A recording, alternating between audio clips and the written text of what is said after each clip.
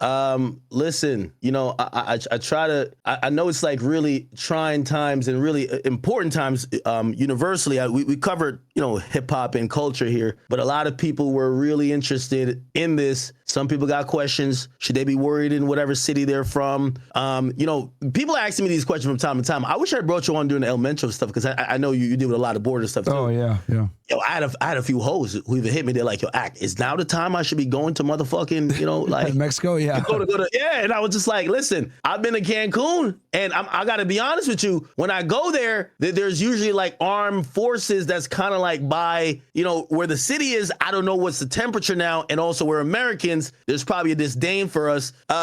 We've seen another world event happen. This one seems to be even more over the top. The not only removal, but the assassination of a world leader, the supreme leader of Iran. I don't even know how to say his name. You would know. Yeah, Ali Khamenei, yeah. And then I'm now hearing that it's possible that his replacement may have also got clapped as well. I don't know if that's confirmed. Yeah. But I've seen somewhere, which I'm like, yo, we're not going to stop until we get our guy in there, right? So everybody got to die until our guy get it. Yeah, pretty much. Right. They want to put in a guy who's like the son of the former Shah from the 70s. That's who they want to put in, a guy named like Rob Pavlavi or whatever his name is. He has like a big ass nose. I don't know if you've seen him before.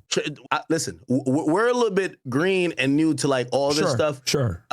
I want to give you the leeway here, to kind of like, get on your shit, because this is one of, as I tried my best to get up to speed and deliver, the story as how I see it to my audience. One of the very first times I couldn't avoid but at least being honest with the inevitable, which is I really think that we kind of did this more for the mission of what Israel got going on, as opposed to what we need to do for our own national security at the moment. Sure. And, I'm not anti nobody, but I'm like, hey, listen, I don't know why we keep doing it, but I guess it is what it is. Mm-hmm. So from what you could see, I would like for you to kind of give like a breakdown, how we got here so fast.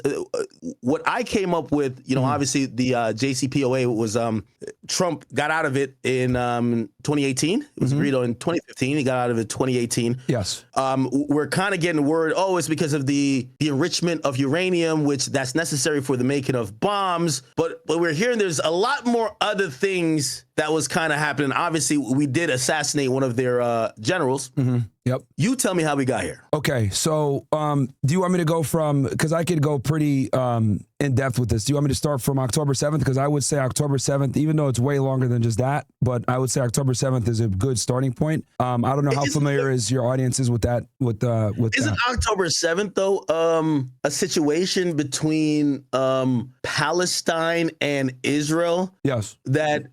Which some people feel like that was really a terrorist attack. What does that have to do with Iran, though? So I'm going to share my screen real quick. And I got I was already typing some stuff up, getting some stuff ready for your audience, because, they might not be familiar with all this stuff. But hopefully after I break this down for everybody, your audience will have a way better idea of Middle Eastern foreign policy. Because I'll be very honest with you guys. The American government lies a lot about this topic for obvious reasons. And you guys are going to see once I kind of get into it. So let me 1 sec here. Let me go ahead and share. A million things going on. So, sound like you're in the war room. Yeah. So let's start with the Middle East, right? Here's the Middle East, right? And I saw that you were showing this on your screen, right? Yeah. This is the region, right? Israel is right here, okay? Little small sliver of land, but this small sliver of land has created a lot of problems all throughout the world. I'm going to kind of go through it line by line. So first, let's identify what the axis of resistance is, okay? The axis of resistance is a group of different militia groups, essentially, or armies or countries that work alongside each other to combat the aggression of Israel and the West, the United States, right? Basically, Iran is the head of this snake of the axis of resistance, and they did this after watching many different Muslim countries, Arab countries, fall to Israeli influence and American influence, right? Because every single one of these Muslim countries in the Middle East has pretty much either been destroyed or cucked by the United States and Israel, whether it's like Jordan and Egypt, for example, who have agreements and treaties. Egypt is cucked, right? Yeah, they're cucked. They got cucked by something called the right here, the Camp David Accords. Okay. And this was a deal that was struck back in the 1970s between Menachem Begin, this guy's a fucking terrorist, and Anwar Sadat. But I won't go too much into all this other stuff. But what the audience needs to know for the purposes of this is that either every country in this region has either been destroyed or cucked by the United States or Israel. So, for example, Libya, destroyed. Gaddafi, destroyed. Egypt, cucked. We give them, they're like the second or third highest recipient of foreign aid because we pay them to play nice with Israel. Why? Because they have the Sinai Peninsula, they're to Israel south. Then Jordan to their east. We pay them also a lot of money. Go ahead. Let me ask you a question. And again, forgive me for anyone who. No, you're good, bro. I'm throwing you off your spiel here. So when I kind of went into trying to explain it to everyone, and I really went down the history of Iran, and I know you're not exactly Iranian, but it's in the same region. So Iran, that was known as Persia before, goes like into like times. Say again? That's like ancient times. But I know what you're referring to, though. Yeah, go ahead. Okay. So it goes into like this like World War. When the World War I happens, they're like this kind of like neutral figure, and it's around that time that it gets known and kind of like realized for its really important asset, which is oil. And I'm already ahead of you. I know who you're talking about right now. We're getting it. You're talking about Operation Ajax. This is when the West. This was like one of their first democratically elected guys in post World War II. And what ended up happening was Operation Ajax. The United States, the Mossad, and Israel worked to get this guy out of here because he nationalized oil. And England wanted access to the oil. So this was the beginning of the end. So there's been Western intervention in Iran for a long time. Wait, you said who worked to get this? So from what I researched, was like it was the CIA and British intelligence. Was Israel involved in that? Yes, it was Israel, because Israel is a brand new country at this point. So they're trying to stabilize the region because they were created in 1948. Then it was the United States and the MI6. You can see it right here. They had a coup, Operation Ajax, and they basically got him out of there. And that led to the Shah, right? The first Shah. Olive or no, the first one? Yeah, the first one. So this guy, this dude, pretty much, right?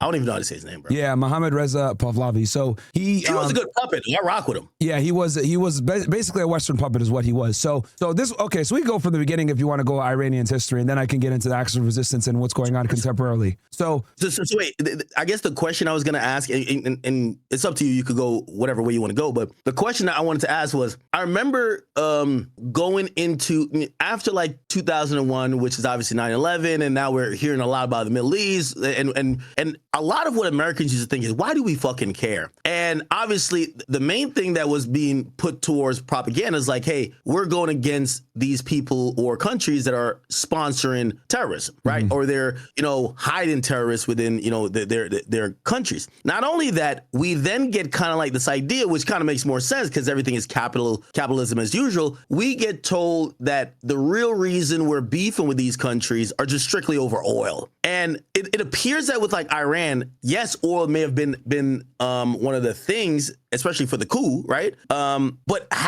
are we really doing things because of oil to this day, or is it just stability in the region? It's a combination of a bunch of different things. It's energy, it's race tensions, it's religious tensions, a lot of different things going on in the region.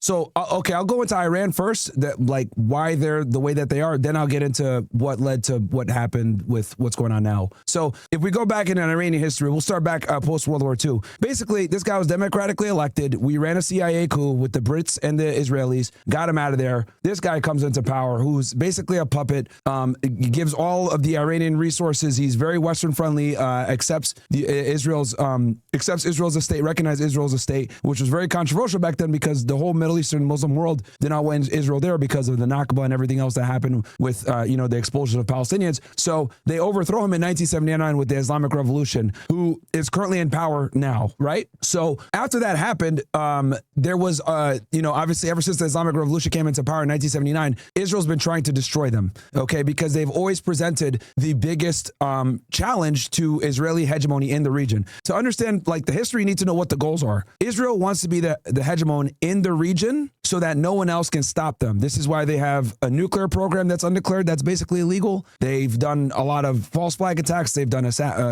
countless assassinations. The Mossad has some of the highest levels of successful assassinations. They're a very good intelligence agency. That's why they're so good at what they do. But this is the region in general. So like when you look at the region, right, all of these countries are either owned by the United States, like Saudi Arabia, Oman, UAE, Bahrain, Kuwait, etc., or they've been destroyed, like Iraq, Syria, Lebanon, Egypt is cooked, Libya was destroyed by us, Sudan has been destroyed. Wait, Saudi Arabia, like they rock with home team? Yeah. They're an ally of ours, a big ally of ours, and the reason why they're a big ally of ours is because they're very responsible for the strength of the U.S. dollar with something called the petrodollar. Okay. So that's why, which I can explain that too later on if you want. But just to stay focused on the conflict at hand, then I'm happy to answer anything else. So this is the region, right? So now that we know the different countries that are in the region and kind of where they stand, they've either been destroyed or cucked by the United States in the West and Israel, right? Mostly Israel. Israel's like the bully in the Middle East that's propped up and secured by us. Like Israel creates problems and then we come in and bail them out of their problems. So Israel, right? October 7th happens, right? This is also known as Operation Al-Aqsa Flood, okay? And the reason why I'm telling you the operation that they use in Arabic is because it's important to know why they attacked on October 7th. Most Americans think that these guys just invaded for no reason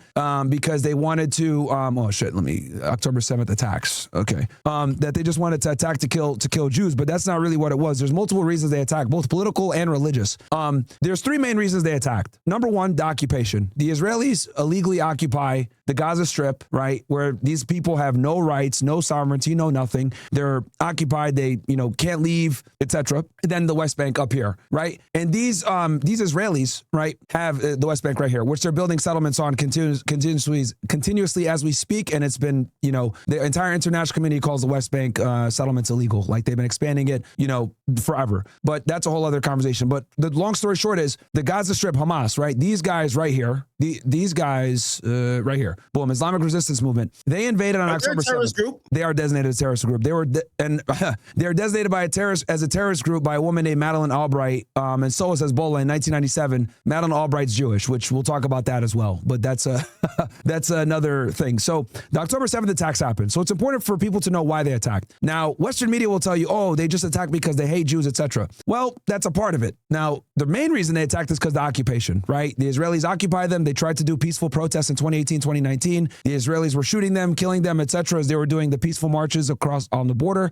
and many different attacks and attacks of aggression, not just in Gaza, but also in the West Bank. Number two, the Abraham Accords. The Abraham Accords are basically a series of agreements between the United States, Israel, and Muslim Arab countries. And it's basically normalization, right? It's a normalization treaty. Many of the Muslim countries in the Middle East do not recognize Israel as a country because of what they're doing to the Palestinians. And many countries reserved recognizing Israel until they answer what's called the Palestinian question. And the Palestinian question is either A, you give them their own state, a two-state solution, or one-state solution where you bring these people in and make them Israeli citizens. Now, the Israelis don't want to give them their own state because that would mean they would have sovereignty, they'd have a military, they'd have police, and the Israelis don't want to live next to the Palestinians and feel as though their security is being tested. And then the other reason why they don't want to just bring them in as citizens and just give them a passport and give them full-fledged citizenship is because Israel wants to remain a Jewish state. That means it needs to be an 80% majority, and that is so that they can maintain overrepresentation in politics and government, etc. Palestinians basically have more children, they reproduce fat more. So what's going to happen is they know over time, if they were to bring in these Palestinians to Israel and make them citizens, they would lose power very quickly. So this is why they've not been able to answer the Palestine question. Now, what Israel's done instead is they've tried to use the United States as an intermediary, right, through bribing, foreign aid, military support, economic support, to get these different countries to recognize Israel without answering the Palestine question. And this is very important. Now, when October 7th happened, Saudi Arabia was set to meet with the United States to normalize relations with Israel. Now, why is this important? This is important because Saudi Arabia has some of the holiest sites in the religion, and they are they have a great deal of influence in the region because of the religious importance of the location. So, though Mohammed bin Salman, the leader of Saudi Arabia, said he would not recognize Israel until they gave the Palestinians some level of sovereignty, he was potentially flirting with meeting with them and talking with them about coming into the Abraham Accords, as well as many other Muslim countries.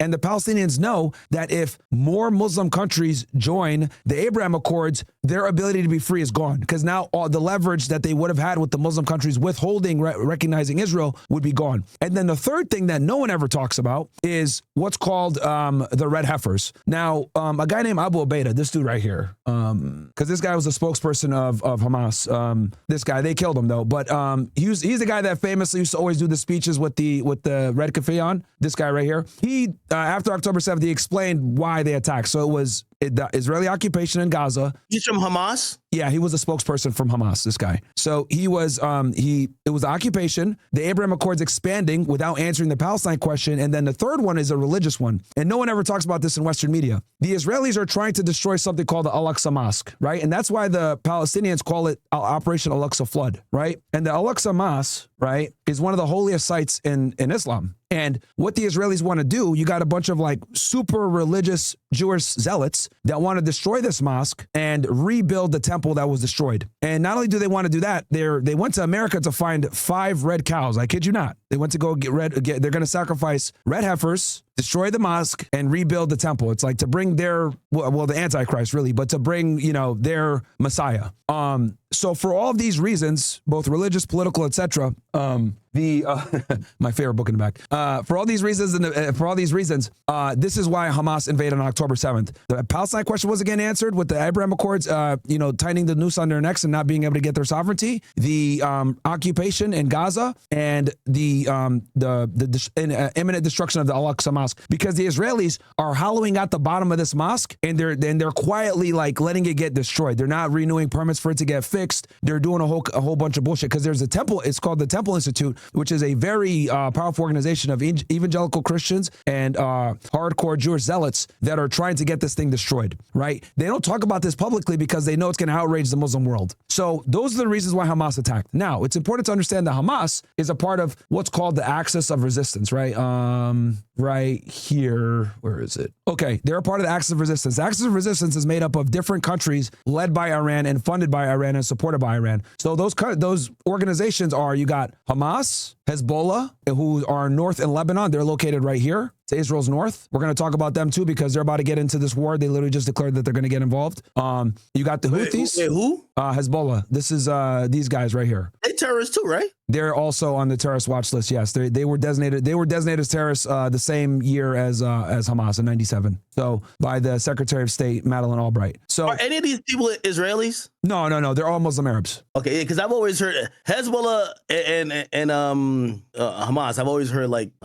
Yeah, no, they're different organizations. So Hamas is based out of the Gaza Strip. These guys are Palestinians, and then Hezbollah are Lebanese. They're up here in Lebanon, based out of Beirut in southern Lebanon. And then you got the Houthis, who are down here in Yemen, right, out of this area, out of the Sana'a area, also known as Ansar Allah. These guys, right? And all 3 of them are anti-Israel. Yes, all of them are very anti-Israel. Yeah. And why they don't gang up? That they are ganging up. That's what the axis of resistance is. Oh, okay. Yeah, this axis of resistance is literally the pushback to Israel, right? So you got Ansar Allah as well, who they're the Houthis. These are the guys that board the ships. These are the pirate niggas. I'm sure you might have heard of it, like terrorists jumping on ships and boarding the ships and everything else like that. It's these guys. Then you got Syria, the Bashar al-Assad regime, right? He was in power for a very long time. He got ousted, and I'll talk about that here in a second, but I just kind of want to give you the landscape of the Middle East. So in Syria is right here, right? You got Damascus right here, right next to Lebanon, right? And then you also have, with the axis of resistance, you got also the Popular Mobilization Forces. These guys are out of Iraq, right? And they're also they were some of the ones that were in Iraq going after the consulate, but we'll talk about that later as well. So as you can see, there's multiple factions within this resistance, within this axis of resistance. Now you're probably wondering, well, Myra, why the fuck do they have all these different people? The reason why is because Iran has watched the Middle East fall to Israel, right? And for those of you that might say, well, like, oh, Myra, what are you talking about? Well, they prophesized this back with something called a clean break memo, right? So back in 1996, Richard Pearl, Douglas Feith, Robert Lowenberg, all these guys are Zionist Jews, by the way, right? Also known as neoconservatives, neocons. They wrote a paper for Benjamin Netanyahu in 1996, the Prime Minister of Israel, this guy, right? Where they talked about securing the realm. He was president back then? Yeah, bro, he was, yeah. How long does he serve? Because they keep saying he's a terrorist. So he served intermittently, but he's the longest. I think at this point he just passed Ben Gurion as the longest prime minister of all time in Israel. But he's like been on and off. I don't think so. But he's been in power the longest cumulatively. But there were periods of time where he wasn't prime minister, then he gets reelected and stuff like that. So, but he's been at power pretty much since the 90s. But yeah, there were periods of time where he wasn't prime minister. But anyway, so they wrote this paper for Benjamin Netanyahu in 1996. And in this paper, they aggressively were talking about getting Saddam Hussein out of power because at the time, Iraq was a huge security threat for Israel, right? And this led to the Iraq operation, everything else like that. That's all a whole other conversation because that's getting into 9/11. I'll leave that alone for now. But the thing you need to know is in this paper, they talked about all the countries that they need to destabilize, 7 Middle Eastern countries. And basically it was all the countries that we have now: Sudan, Libya, Iraq, Syria, Lebanon, Yemen, Iran. Now, all those countries have either been destroyed or are being, controlled by the United States and Israel. The last country standing now is Iran. So Iran is the last country standing in Israel's way of being the hegemony in the region. Okay. And they've been trying to do this for decades. So anyone that tries to sit there and say, oh, bro, Iran has been doing X, Y, Z. No, they've been targeting Iran for decades, right? Since 1979, but formally, even with the United States assistance right here, because all these people, Richard Pearl, et cetera, these guys are government officials writing a paper, a national security paper for a foreign government. Okay. So now that we know the region, what it looks like, who stands where, what the axis of resistance is, now let's get into what happened with the chain of events, right? So October 7th happens, right? And Hamas invades Israel. And during the October 7th attacks, it's important to understand that when that happened, roughly 1,200 Israelis were killed, right? 400 of those people that were killed were IDF, right? Which is considered enemy combatants. It's fair game, right? Look, I hate the loss of life for anybody, but let's be honest here. The Palestinians have a right to resist according to international law. IDF is the Israeli Defense Forces for Israel, right? Yes, the IDF is these guys right here. That's like their army or their Marines. Yes, it's basically their army, to keep it simple. And 400 of them died? On October 7th, yeah, 400 of them died on that day. So, and I'm saying that because it's important I say this. So the 1,200 that died, 400 of them were IDF. So that's considered enemy combatants. According to international law, an occupied people has the right to resist their occupiers. Israel, in every sense of the word, is an occupier. The entire international community knows this. They're an apartheid ethno-supremacy state. It's the truth. It is what it is. So anyway, 400 IDF soldiers were killed on that day. That's fair game. Now, 800 Israelis were killed. Now, this is the controversial part here. Nobody knows how many of those 800 Israelis that were killed were killed by Hamas versus killed by the IDF. Now, you're probably saying, what the hell are you talking about, Myron? What are you talking about? IDF would kill their own people. Well, the Israelis have a doctrine. It's called the Hannibal Directive, right? It's a very controversial military practice, but what it does is it allows the Israelis to kill their own in the middle of a conflict to prevent them from being kidnapped, right? Wait, what? Yeah. Are you on YouTube? Yeah, we about to switch to Kick. Yeah. And by the way, chat, I need everybody to go over to Kick. Oh, by the way, chat. This month, we're doing partial Kick exclusive streams. Shout out to Kick. This is my people over there. But I need everybody to go over to Kick. We want to be able to keep it 100. Yeah, we're keeping it 100 right now. You get me? And there's a reason why I'm using Wikipedia on purpose. Because for all the people that say, Myron, what are you talking about? Blah blah. Wikipedia is run and moderated by Zionists. So if I'm giving you guys it from Wikipedia, I'm not fucking capping here. So yeah. Hold on. I need everybody real quick. I need all 10,000. We got 10K or actually 11K on YouTube. 4,500 y'all from the Academy, kick.com/academics, and 6,300 y'all from King Academics. Please. Kick.com/academics. We want to get into this, but we got to get into the raw details, man. I've never heard some of this stuff. Yeah. And it's on purpose that you don't hear about this stuff, bro. They don't want you to hear about this shit at all. Let me know when you're ready, and I'll once you move everybody over. Yeah. Mods, please spam it. We're giving about 30 more more seconds. You know, I'll move everybody too. I'm on YouTube. I'll tell guys, get off YouTube, coming over to MarionGainsX.com/kick. I'm on Kick as well, guys. MarionGainsX. So yeah, we're getting the fuck off YouTube, bro. So and shout out to Kick, man. By the way, Kick has told us. They said Kick got a challenge for us, and I'm gonna let you guys know on the later stream. But they say if we rock out and we could grow like how we've grown on Rumble, you know, they got some great stuff in store for us. So we're going to be trying to grow our platform on another platform, you know, one that kind of allows us to do much more stuff, which is Kick. But make sure you guys come over. Yes, we will still be on YouTube at times, but grow like how we.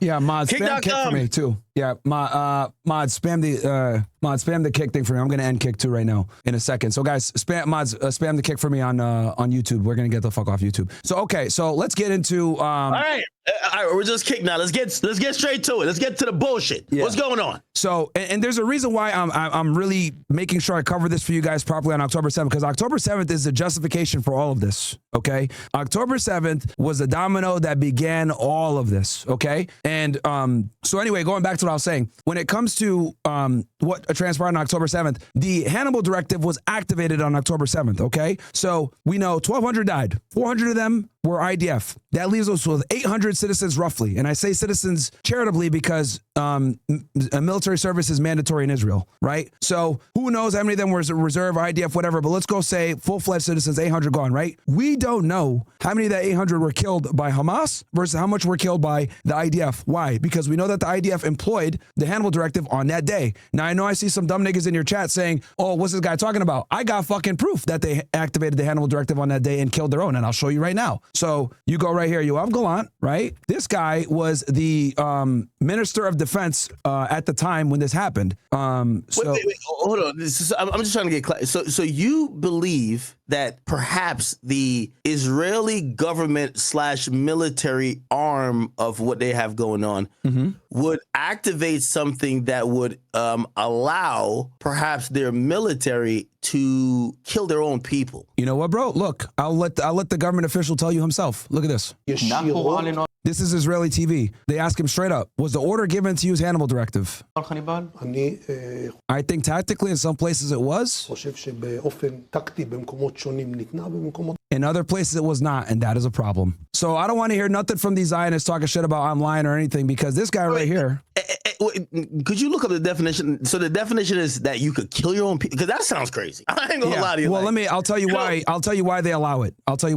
So this is what the Hannibal Directive says. Basically, it's a controversial protocol used by the IDF to prevent the capture of Israeli soldiers by enemy forces. Now, they'll sit there and say it's for only by soldiers, but keep in mind that everyone in Israel is pretty much a soldier, because everyone has to serve in the IDF at some point, right? So that's how they kind of cover it. So but almost every Israeli citizen is a soldier in some capacity. So it allows them to do this. Now you're probably wondering, why the hell are they able to kill their own people? The reason why they're able to kill their own people is because if Palestinians are able to capture Israelis and get them back to Gaza, that puts Israel in a very bad position where they have to do hostage negotiations. And the Israelis don't want to have to trade hostages, they don't have to trade Palestinian people that they captured for Israeli hostages. And I'll explain why. I'll give you an example why they hate doing this. So there was a guy named Gilad Shalit, I think. There we go. This is a guy that was captured by Hamas, right? This guy was an IDF soldier that was captured by Hamas. They had to give 1,000 Palestinian prisoners to get him back. Okay, you want to know who one of those prisoners was that they got back? This fucking guy right here,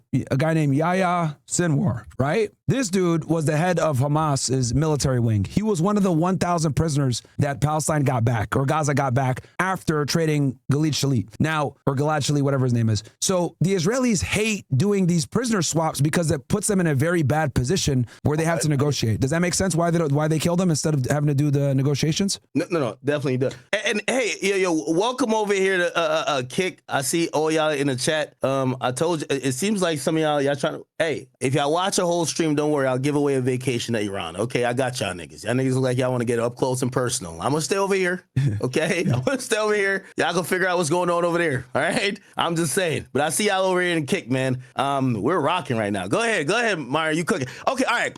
So I know you're taking your time. I like how you're dissecting it because because October 7th. The reason why I'm really covering October 7th for you is because like what happened on October 7th versus what the Israelis said happened on October 7th is a big thing, and that's what they used to justify the war. They used atrocity propaganda to justify the bombing of Gaza, the destruction of Gaza, the killing of hundreds of thousands of people, and then they used that to wage a war on 7 different fronts. So that's why I'm covering October 7th in detail. But go ahead, keep going. What are you gonna say? And I guess someone, I'm asking for like, maybe the casual here who's saying, all right, cool, we get it, because I think also people kind of realize there's always this like Israeli or whatever arm of whatever is going on, but they're like, but we're talking about Iran. Why the hell did we kill their leader? How did that got to do with that particular thing in October 7th? And I guess they're trying to look for that link. And I get what you're saying, and you're kind of walking towards that link. Yeah. But there's someone who's watching probably now saying, yeah, but how does that culminate into us randomly, seemingly bombing these guys, saying we killed their leader, and we're going to continue on with strikes, and they're now in a place where they're damn near spiraling because this is kind of like a last stance for potentially the ideology that's within the regime. Yeah, it's because it's all connected. So the axis of resistance, right? Israel had to take out all of these different members of the axis of resistance for us to get to where we're at now. And I'm kind of going through how they systematically did it. So it starts with Hamas, right? On October 7th. So, and I'm explaining to you, like on October 7th, what ended up happening was they used a lot of shock value and shock propaganda to say, this many people died, they beheaded babies, they raped women, they did all this stuff, which a lot of that stuff ended up getting debunked. There's a documentary really good done by Max Blumenthal called Atrocity Inc. that shows like how they lied a lot to manufacture the political energy and the U.S. support to bomb the hell out of Gaza, right? And once they bombed the hell out of Gaza, and let's go to the map real quick here. So they bombed the hell out of Gaza, right? They started up north here and they started marching their way down while doing airstrikes, and they worked their way down to Rafah. And once they pretty much concluded their military campaign in Gaza, they started to invade Lebanon, okay? And the reason why they invaded Lebanon is because this is the next part of the axis of resistance. Hezbollah is number 2. So first they dismantled and disrupted Hamas in Gaza. Then they went after Hezbollah to the north. And the reason why they went after Hezbollah is because Hezbollah, while the Israelis were fighting in Gaza, the Hezbollah was shooting rockets into northern Israel. Now, this created a lot of problems for them because Haifa is a very big port for, commercial means, and a lot of people live up here. And what ended up happening with Hezbollah shooting rockets into this area, they had to evacuate 60,000 plus Israelis, and they had to mobilize IDF military resources up here to combat that. So that created a lot of havoc for them because, we all know with military strategy, fighting on 2 war fronts is very difficult. So as soon as they concluded the military campaign in Gaza, they started marching up north into Lebanon. You had a question for me before? Because now I'm going to get into the second leg of this explanation, which is going to be the dismantling of Hezbollah. I'm following you. So they're systematically getting at these people. They already got Hamas. Now Hezbollah is causing a problem. Now they got to put belt to ass to Hezbollah now, right? Exactly. So they have to work their way. So and again, October 7th was what gave them the political juice and the American backing to do this. They've always wanted to do this and go after the Axis. October 7th gave them that excuse.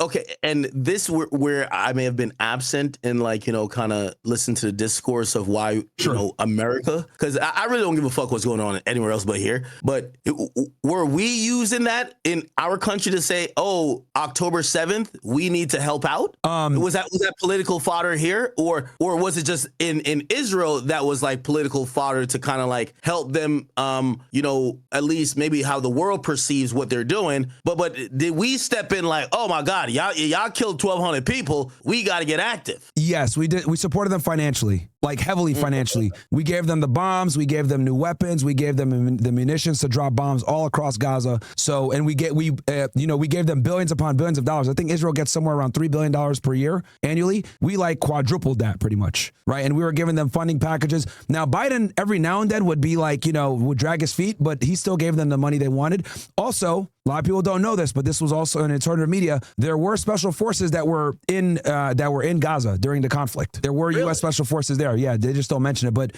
I've seen videos of clearly Americans that were killed in the Gaza Strip. Now, but these guys are like Green Beret dudes, right? We're talking like, these guys are deploying. They might be military contractors or whatever, but there were definitely some, it wasn't just the IDF that was there fighting. But that's a whole other conversation. But the point is that October 7th gave the Israelis the juice, the political juice, financial support, and everything they needed to start waging a war on the axis of resistance, right? And their goal was always to get to Iran, but they needed to go through all the proxies first. So first they disrupted and dismantled Hamas. After they did, and they killed Yahya Sinwar, and they killed a guy named Ismail Haniyeh, who were the leaders of Hamas. These two dudes right here. This guy, Ismail Haniyeh, and they killed this dude. They assassinated him in Iran, actually, while he was there for a presidential inauguration. So they killed these two guys for Hamas, right?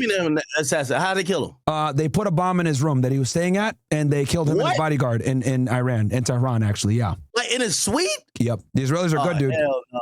I was probably in there getting some head, like, yo, this shit just blow up, like, yo.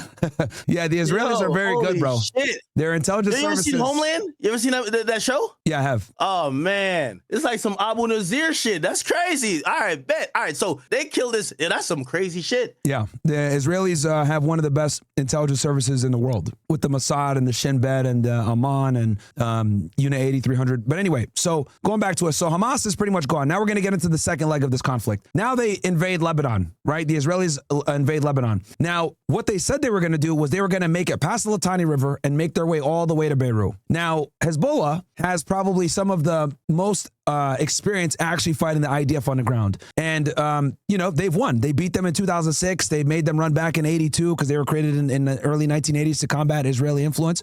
They're very experienced and grounded. They're actually the strongest part of the axis of resistance when it comes to on-the-ground fighting. But the Israelis had two things up their sleeve. And what they did was they did two things that I have to give them credit for as well. They did something called the pager attack, right? So... Oh, shit. I watched a YouTube video on this. I kid you not. Yeah, so... Is this one where they gave all the leaders and shit? Kind of. So what happened was this. Hezbollah was terrified of Israelis intercepting their signals intelligence, so and their phones. So they started using beepers, walkie-talkies, and other older devices that couldn't be intercepted. So the Israelis found this out, and what the Mossad did was they sold them pagers and walkie-talkies that they made themselves, and they put bombs in them, right? Now, the crazy part about this operation that they did was they put the explosives and sold these things like 10 years ago, So they just had, these dudes were walking around beepers that had bombs in them for a decade, right? And walkie-talkies, and Hezbollah had bought these things for years, right? Thinking that it was going to be, safe from being intercepted. So what ends up happening is in September of 2024, while they're also doing the ground assault, keep in mind, the IDF is here in southern Lebanon fighting these guys, right? They also, while they're fighting on the ground, they do this pager attack and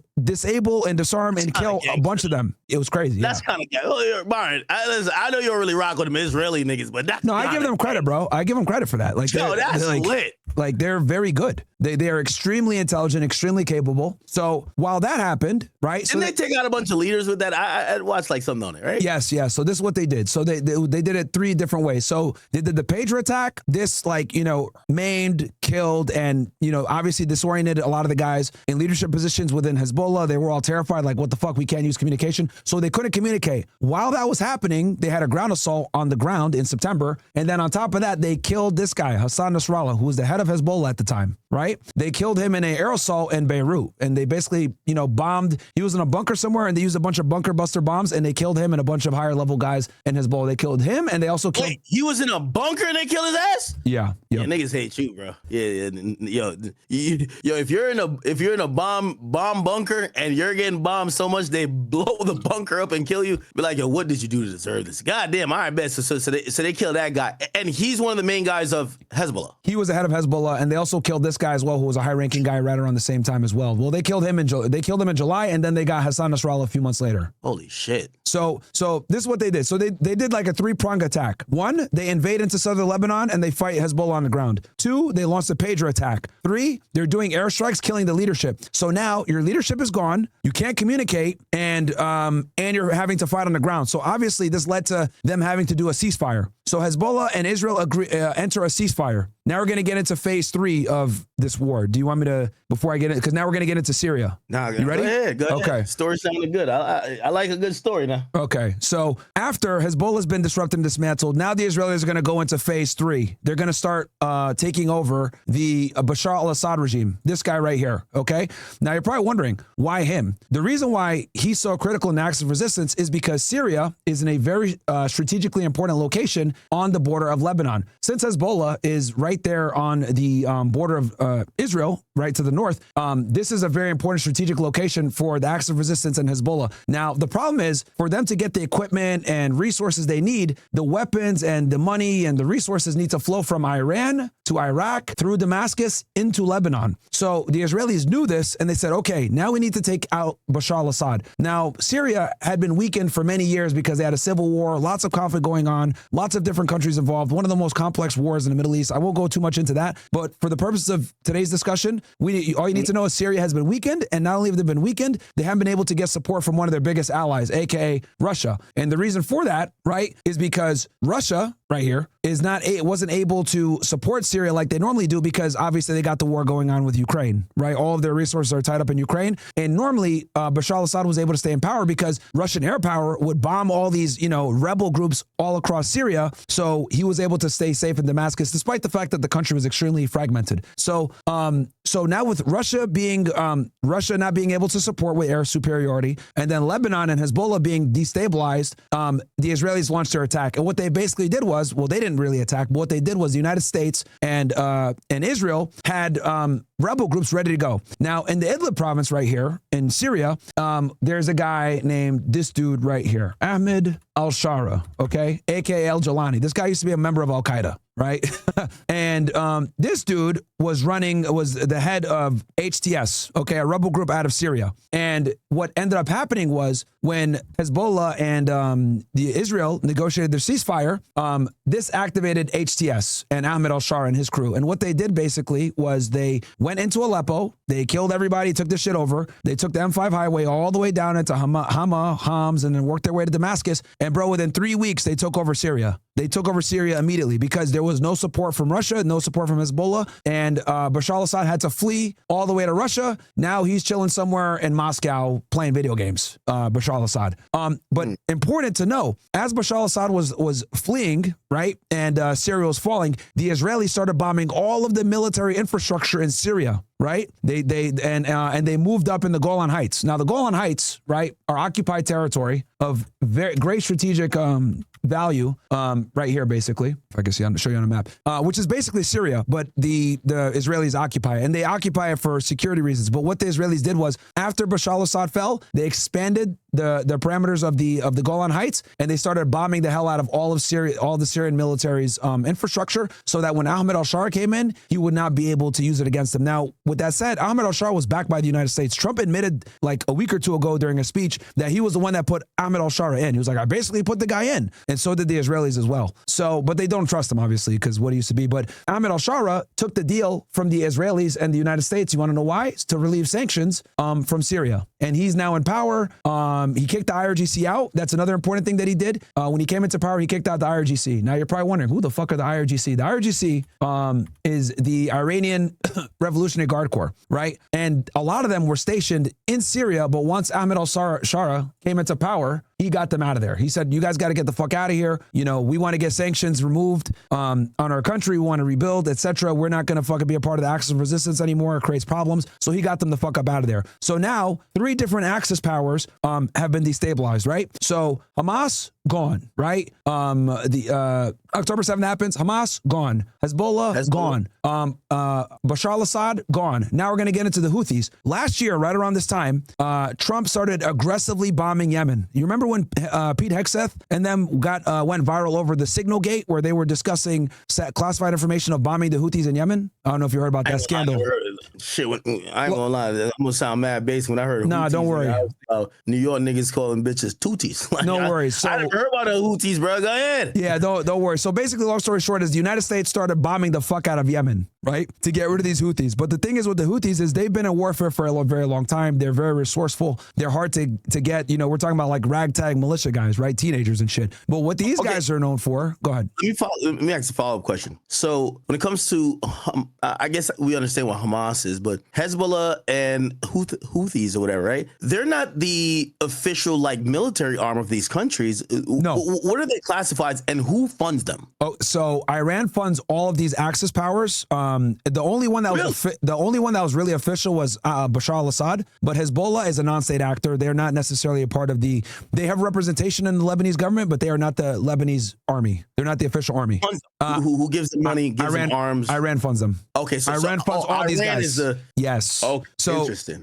So Iran is the head of the acts of resistance and the main supporter and backer of all of these different groups. So that's so this is why Israel had to get rid of all the proxies first, then go after the head of the snake, right? In their eyes. So what ended up happening? So now we're on the Houthis, right? So we talked about, so Syria falls at the end of 2024, right? They fall. So Lebanon falls in September, or at the end of right around November 2024. Syria falls in December 2024. Ahmed al-Shara comes into power January of 2025, right? So the axis is pretty much gone. March of 2025, right now in the timeline. The Houthis are starting to get bombed by the United States. Now, the reason why the Houthis are such a problem, right, for the United States is because these are the guys that board the ships. These guys were causing havoc in this region right here where a lot of freighter ships come through, right? And they were boarding these ships. They were, especially they were targeting American and Israeli ships. They ended up like bankrupting a port in Israel for doing this, and they were hurting them economically quite a bit. So, because, you know, obviously there's regular warfare, but there's also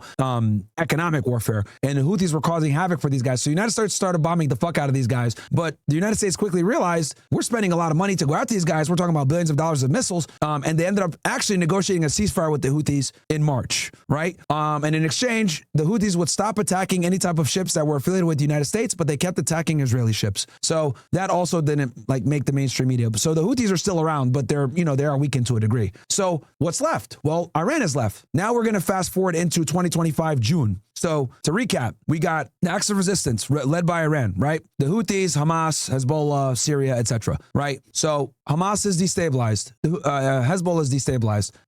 Ansar Allah is, you know, weakened. We got Bashar al-Assad. He's exiled. He flees to Russia. What's left? The Iran. So what Israel did was they ran an operation in June of 2025. And it's important to note that at the time when the Israelis ran this operation called Operation Rising Lion, the United States was negotiating with the Iranians for their nuclear program. Now, I heard you earlier talking about the JCPOA, right? This right here, which I'm glad you mentioned that. So, because this is also a very important thing. So the JCPOA, the Joint Comprehensive Plan of Action, right? This was a deal that Obama structured alongside, you know, John Kerry, who I think was the Secretary of State at the time, where multiple countries would be involved in overseeing Iran's nuclear program to ensure that they would not get nuclear weapons, and they would enrich at a lower civilian level, right, for civilian energy purposes. And multiple countries are involved. You can see all the different countries here back in 2015. Now, honestly, I'll be real with you. I think this was a good deal. A lot of people might not agree with me. They'll sit there and say, oh, well, it wasn't a good deal, blah, blah, blah. For us to assess if it was a good deal or not, let's go through why Trump backed out, right? So 2018 happens, 2018 comes in, and Trump backs out of the nuclear deal, right? Just like he undone a lot of other things that Obama did. So he backs out the nuclear deal. It's important to know why he backed out the nuclear deal. The reason why he backed out the nuclear deal is because the Israeli lobby is extremely powerful and influential in the United States. Benjamin Netanyahu came to the United States in 2015, towards the end of Obama's administration, and basically railed against him for being in the JCPOA, saying that Iran's going to get a nuclear bomb, they can't be trusted, blah, blah, blah, right? When in reality, I'll be honest with you, the IAEA, the NPT, all these different nuclear organizations said the Iranians were complying. They were doing what they were supposed to do. And keep in mind, there were multiple countries involved in this deal.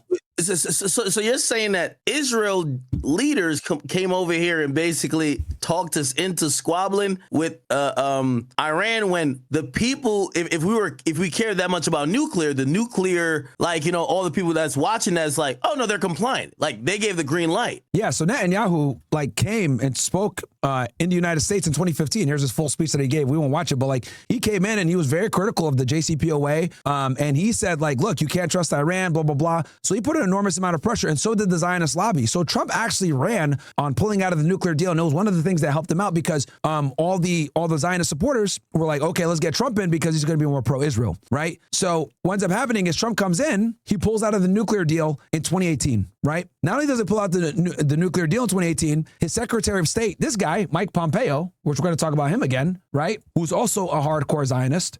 He was a Secretary of State at the same time. He goes ahead and puts the IRGC on the foreign terrorist organization list, right? The Secretary of State has the power to designate FTOs. So he is the one that put the IRGC on the terrorist watch list, essentially, or the foreign terrorist organization list.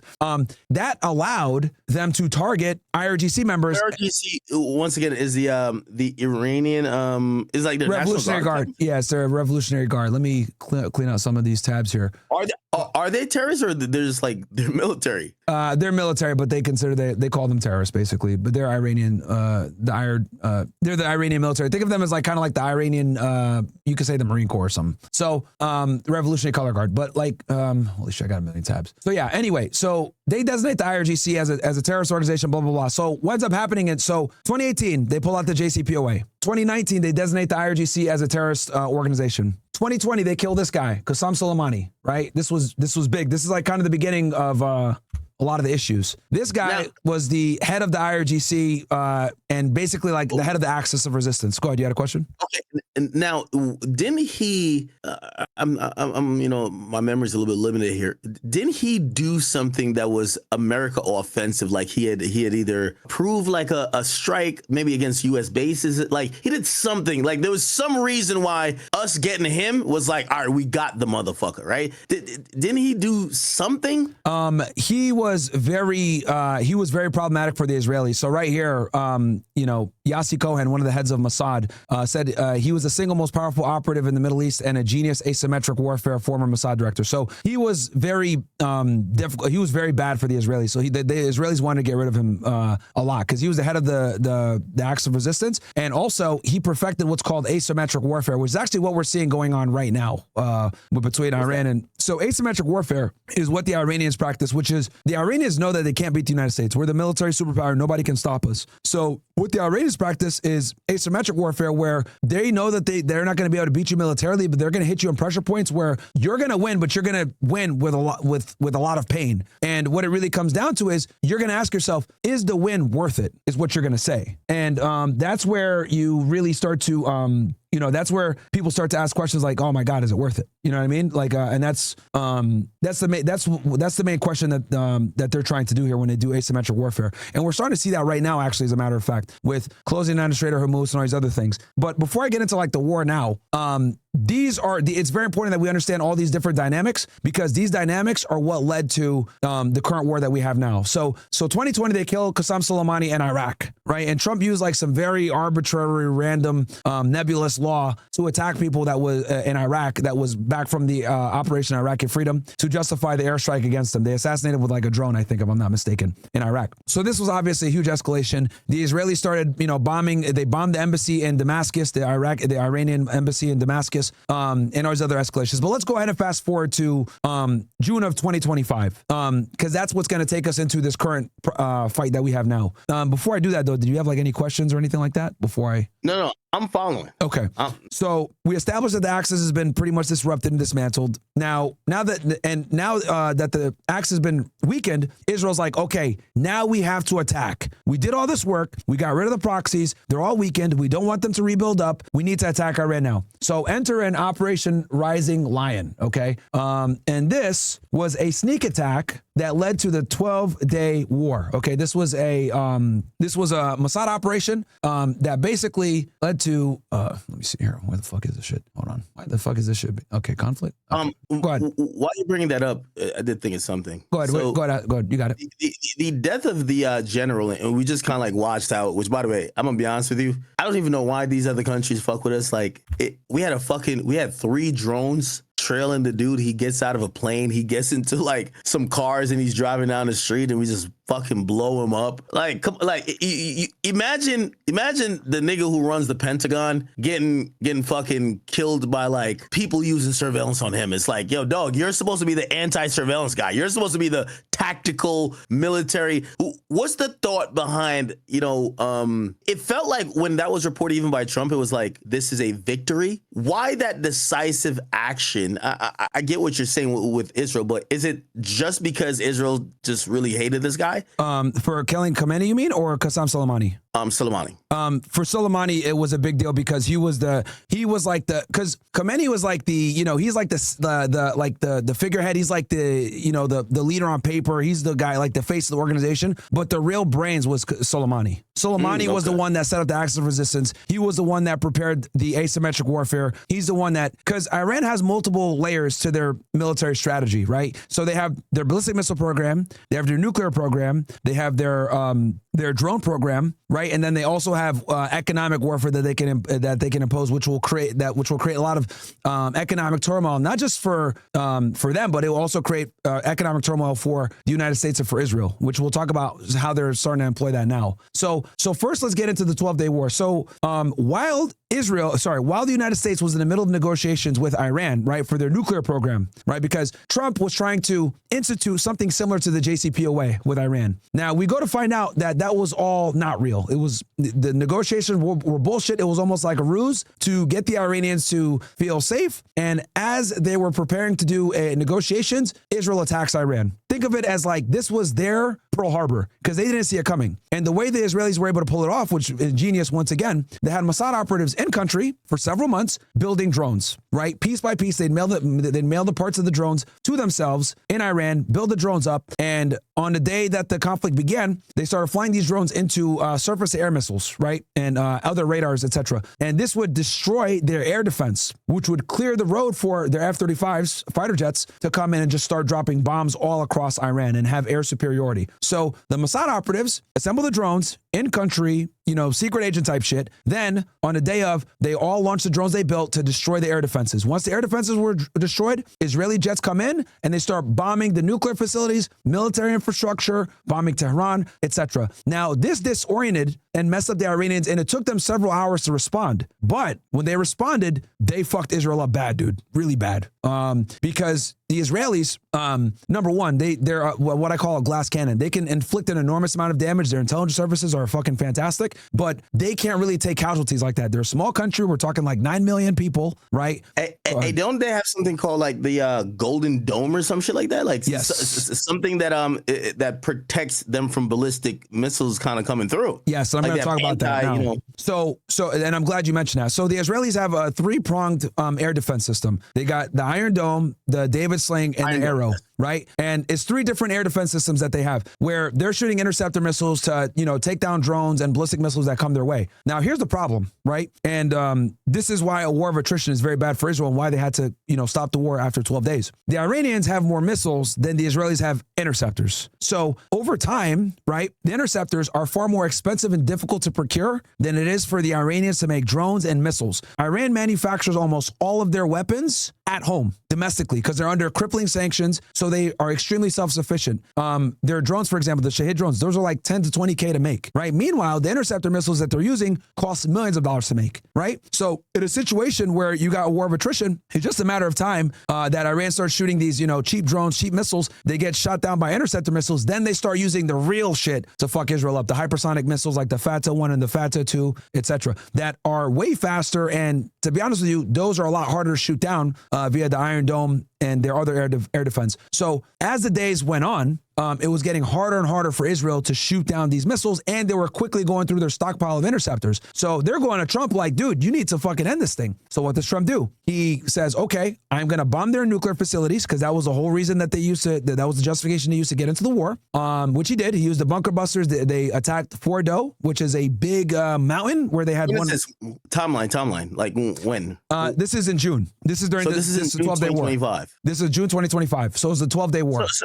So you're alleging that we bomb Iran because in June, because Israel's just getting their ass whipped. And we're like, all right, bet we're going to fucking, kind of help out. But we kind of probably tell the United States constituents that it's kind of for different reasons. Yeah. So I will say this. The Israelis did an enormous amount of damage. They fucked up Iran too. Like I'm going to be, I never underestimate Israeli capabilities. They're very good. They fucked up Iran, especially since they hit them with a sneak attack. But when Iran retaliated, they kind of took the gloves off because for a very long time, the Iranians didn't want to escalate too much because they didn't want to bring the United States into a conflict alongside them because they know if you hit Israel too hard, that's going to invite U.S. aggression. So going to bring the big brother out. It's like you can't leave a mark on him. You slap him too crazy. Yes. The big brother is coming there and you won't get your ass whipped. Bro, that's precisely what it is. So because the Israelis had been poking these dudes, they bombed their embassy, they were assassinating their scientists. Because when they did the sneak attack, bro, I forgot to tell you, not only did they take out their air defense, they assassinated several scientists, nuclear scientists, and they killed a bunch of generals in their houses, dude. In their houses, precise strikes. Dudes are eating dinner with their family, and then boom, a drone flies in and blows up a corner of the apartment complex and killed him in, direct strikes. Precise. So they did that, and they were bombing the hell out of them. So they killed their generals, killed their nuclear scientists, and they started bombing all their military infrastructure at the same time. So it took the Iranians a bit of time to recalibrate and be able to hit them back. So when they hit them back with those missiles, they hit them back extremely hard because for a very long time, the Iranians had to use very measured responses because they didn't want to invite U.S. aggression. So when they hit the Israel, and here's another thing too that's very important, and I want to mention this too. The Israelis were hoping that they were going to be able to decapitate the regime and that the people would take the streets and take the country back. They tried this back in June. It fucking did the opposite. After the Israelis attacked them for the 12-day war, the Iranian people came out and started protesting and saying, hit them back, strike them back, death to Israel, blah, blah, blah. So it had a reverse effect. They were trying to trigger the mentality that's needed for a coup. And, yes. and that mentality is, hey, we're glad the regime is getting attacked or toppled, and we want to take control of the government or give an alternate to what's going on. And that was the idea that Israel was doing. I'm wondering why they would do it alone, though, because, even historically, going back to what was that? Is that the 1979? Yeah, that's was it MI6 and also the U.S. and Mossad. CIA. Yeah, right, and then Mossad. So it's like, why would you do that without the United States and everything? Especially you guys are the intelligence guy. Because even if they don't like the Ayatollah or they don't like the regime, they hate the United States and Israel more, right? Like, it's like, I'll give you an example. There's people here that might not like Trump, might not like Biden. But if someone did something to Trump or someone did something to Biden and it was a foreign actor, we would all say, fuck that guy. Even though we might not like our politicians, we'll be damned if, a foreigner is going to hurt one of our politicians, right? Like, and it creates like a patriotic effect. Like if you go back to 9/11, me and you are old enough to remember 9/11. Remember when we got hit, Bush went over to the towers and he had the megaphone and he famously said, the people that did this are going to hear all of us, right? And everybody rallied around the flag. So even if you don't like George Bush back then, you voted Al Gore. It was very divisive in terms of how people thought about George Bush, but it was like the rallying cry. Everyone was like, we like how he stepped out, and despite we don't like him for these things, he's doing what we need him to do right now. Precisely. I said this before. I'm like, yo, listen, the best family reunion is when you have a common enemy where all y'all talking shit about one. It's never like, hey, we're all having a good time. It's like, let's talk about the one motherfucker that's not here or the one motherfucker we all hate. Exactly. And that's what happened. So when and here's the thing, the Iranian people know that they elected Mossadegh, and the United States and Mossad and the Brits came in and put the Shah in. So they're like, fuck this guy is a Western puppet. We don't want him here. They got him out of there and they had the Iranian Revolution. So what the Israelis were hoping was, we're going to effectuate regime change by trying to decapitate the leadership. We're going to kill the generals, kill the scientists, create pandemonium, and then hopefully the people are going to rise up. But it did the exact opposite. The people took to the streets and they rallied around the flag, even the people that don't like the Ayatollah, because they dislike Israel more. So they're in the streets protesting, saying, hit them back, hit them back. So, and here's another thing too that's very important that Americans might not know. In the Iranian government, they have reformists and they have have conservatives. That's like their effective equivalent of Democrats and Republicans. For many years, there was divide of, working with the West because they want to obviously relieve these, crippling sanctions. So the reformists are like, look, we need to work with the West. We need to exercise some type of diplomacy. We need to get our economy on track. The conservatives say we can't trust them. They work with Israel. No. And there was always this clash, right, at the politically in Iran between these two different groups. Operation Rising Lion and the Iranians, the Israelis attacking that way made them fucking finally unite. So it had the complete opposite effect because now the reformists and the conservatives said, okay, we might not agree on the economy. We might not agree politically, but fuck the Israelis. We are going to hit them back. And that led to the Iranians retaliating and absolutely demolishing Israel. Now, it's very important that people know this too. Western media doesn't cover this because the Israelis, while they were getting bombed, had laws in place where if you recorded damage of them getting hit, you can go to jail. They literally had laws in place against journalists recording the damage. And the reason why is because they knew that the Iranian intelligence was monitoring all the media that was coming out of locations getting hit in Israel, and they didn't want them to see the damage so that the Iranians can calibrate the missile coordinates and make it more accurate. So they had like a shutdown policy of media. Now, obviously, some videos leaked and everything else like that we saw, but the Israeli government was extremely tight-lipped about locations that were hit, whatever. So several months later, I'm watching Israeli media, and I find out, boom, they hit, strategic locations. They hit military bases. They hit a Mossad base. They hit an Oman base. And the Iranians did quite a bit of damage. Now, here's the problem here. Now this allowed the Israelis to move the goalposts because now that the nuclear program was allegedly destroyed by Trump and us, the Israelis realized the damage that these ballistic missiles can cause. So the number one concern of the Israelis after the 12-day war was we need to get rid of their ballistic missile program, right? So they tried to do negotiations again, and they had three requests. The Israelis wanted three things. No ballistic missile program, or the ballistic missile program needs to be reduced where the missiles cannot go beyond 300 kilometers, which is a joke. They must stop all their nuclear enrichment, zero enrichment, not even a civilian program, and they must stop funding all the proxies, aka Hezbollah, Hamas, and all the other organizations I mentioned before. Obviously, the Iranians said, pound sand. We're not going to talk to you about any of that. We'll negotiate on nuclear only. We'll not negotiate the ballistic missile program or the proxies. Now, why is that? Well, the proxy. Go ahead. And giving you, I'm pausing for 1 second. I know you. By the way, you are killing it. Also, I did put this up on the screen, and I want people who are watching me, who again, I like to show visual representations too. Myron's again. I think Myron's peaks at like a 300 level, and I always I got to bring it down to 100 level for y'all because a lot of us we don't know. You see the video I have on here is because I remember seeing it back in the day. So Israel has like this Iron Dome shit where like when people shoot missiles over there, like they fucking like have anti-missiles that collides with the missiles and prevents the missiles from actually hitting targets. So what I'm showing you, like I'm showing like a video. Share your screen so my people can see it too. I see what you have there. Like dude, they made a song about it. It's called Boom Boom Tel Aviv. My friend made it. It's Lucas Gage. Shout out to him.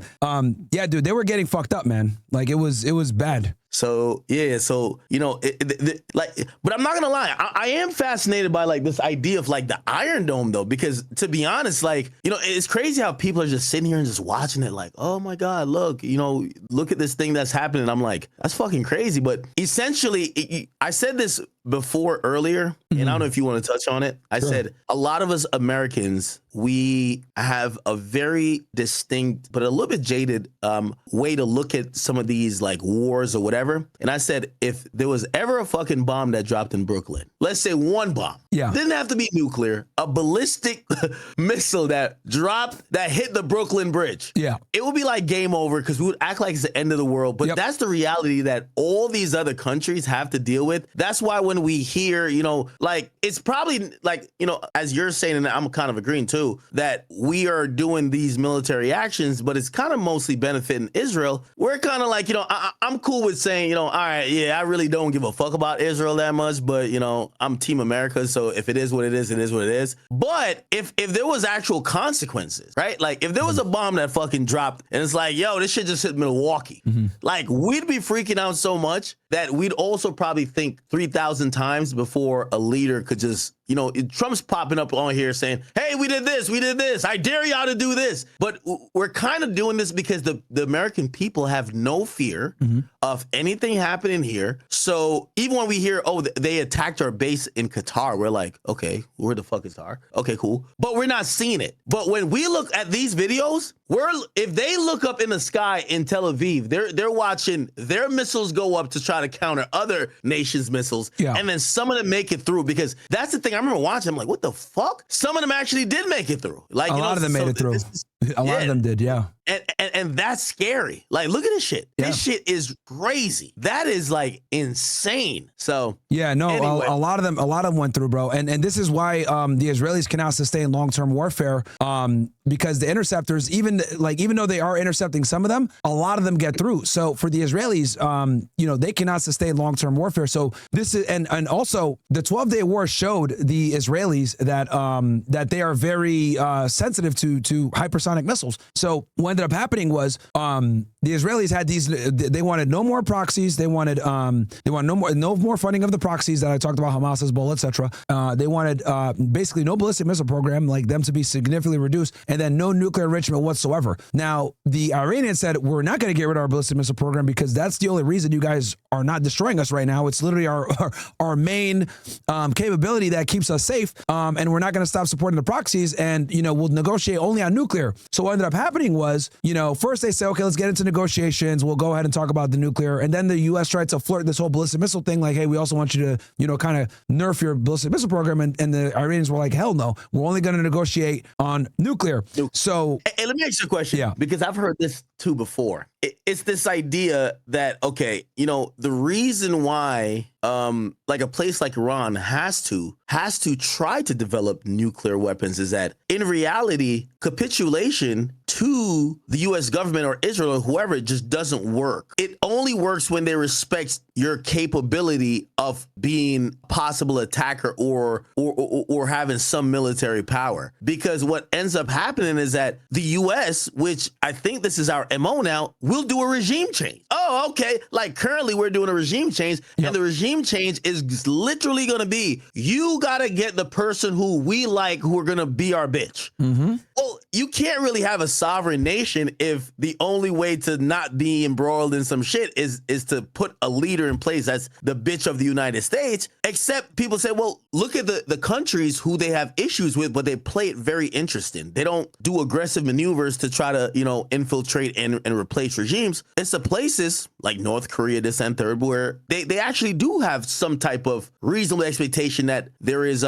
nuclear capability, and they're like, let's not start toying with this because we're toying with something that the entire world doesn't want to do nuclear trade-offs or bombs. Yeah, and go ahead. You don't have them, you're like a bitch until then. Yeah, so the thing with nuclear weapons is all about deterrence, right? It's all about stopping countries from aggression. And keep in mind, Israel is a nuclear armed power. We can talk about how they got their nuclear weapons and how they did it by stealing it from us. Is that known? They don't formally declare it, but they 100% have a nuclear weapon program. And they stole the fucking technology from us, by the way. That's what makes this all even funnier. Like, you know what I mean? It's like, it's nuts. This is what got JFK got killed. It's literally what got JFK got killed for, is because he was trying to rein in their nuclear program. John F. Kennedy, yeah. I thought he got killed by a sniper. Oh God. Okay. I mean, that if you want me to go into that, I could go into that, but I could. That's a whole other animal right there. We'll table that one, but yeah. If you're trying to tell me that there's additional information that suggests that a president of the United States got assassinated, but it wasn't for the reason of some lunatic. Yeah, I could definitely talk about, if you want me to talk about JFK, I could cover it after the 12-day war, but that will explain to you how Israel has their nuclear program. Because once you figure out how Israel got their nuclear program, like all of this is even crazier, because they're over here trying to say the Iranians can't have a nuclear program when the Israelis are not signatories of the non-proliferation treaty. They have an undeclared nuclear program that's illegal. They stole the technology from us to get that nuclear program, and they literally have used nuclear blackmail. They threatened to nuke Iran. That's why Trump had to step in and bomb Iran with the Fordo and everything else. He said, if you don't bomb their nuclear facilities, we are going to hit them with a nuclear bomb, because they cannot sustain the damages they were taking during the 12-day war, because they were starting to run out of their stockpile of interceptor missiles. Wait.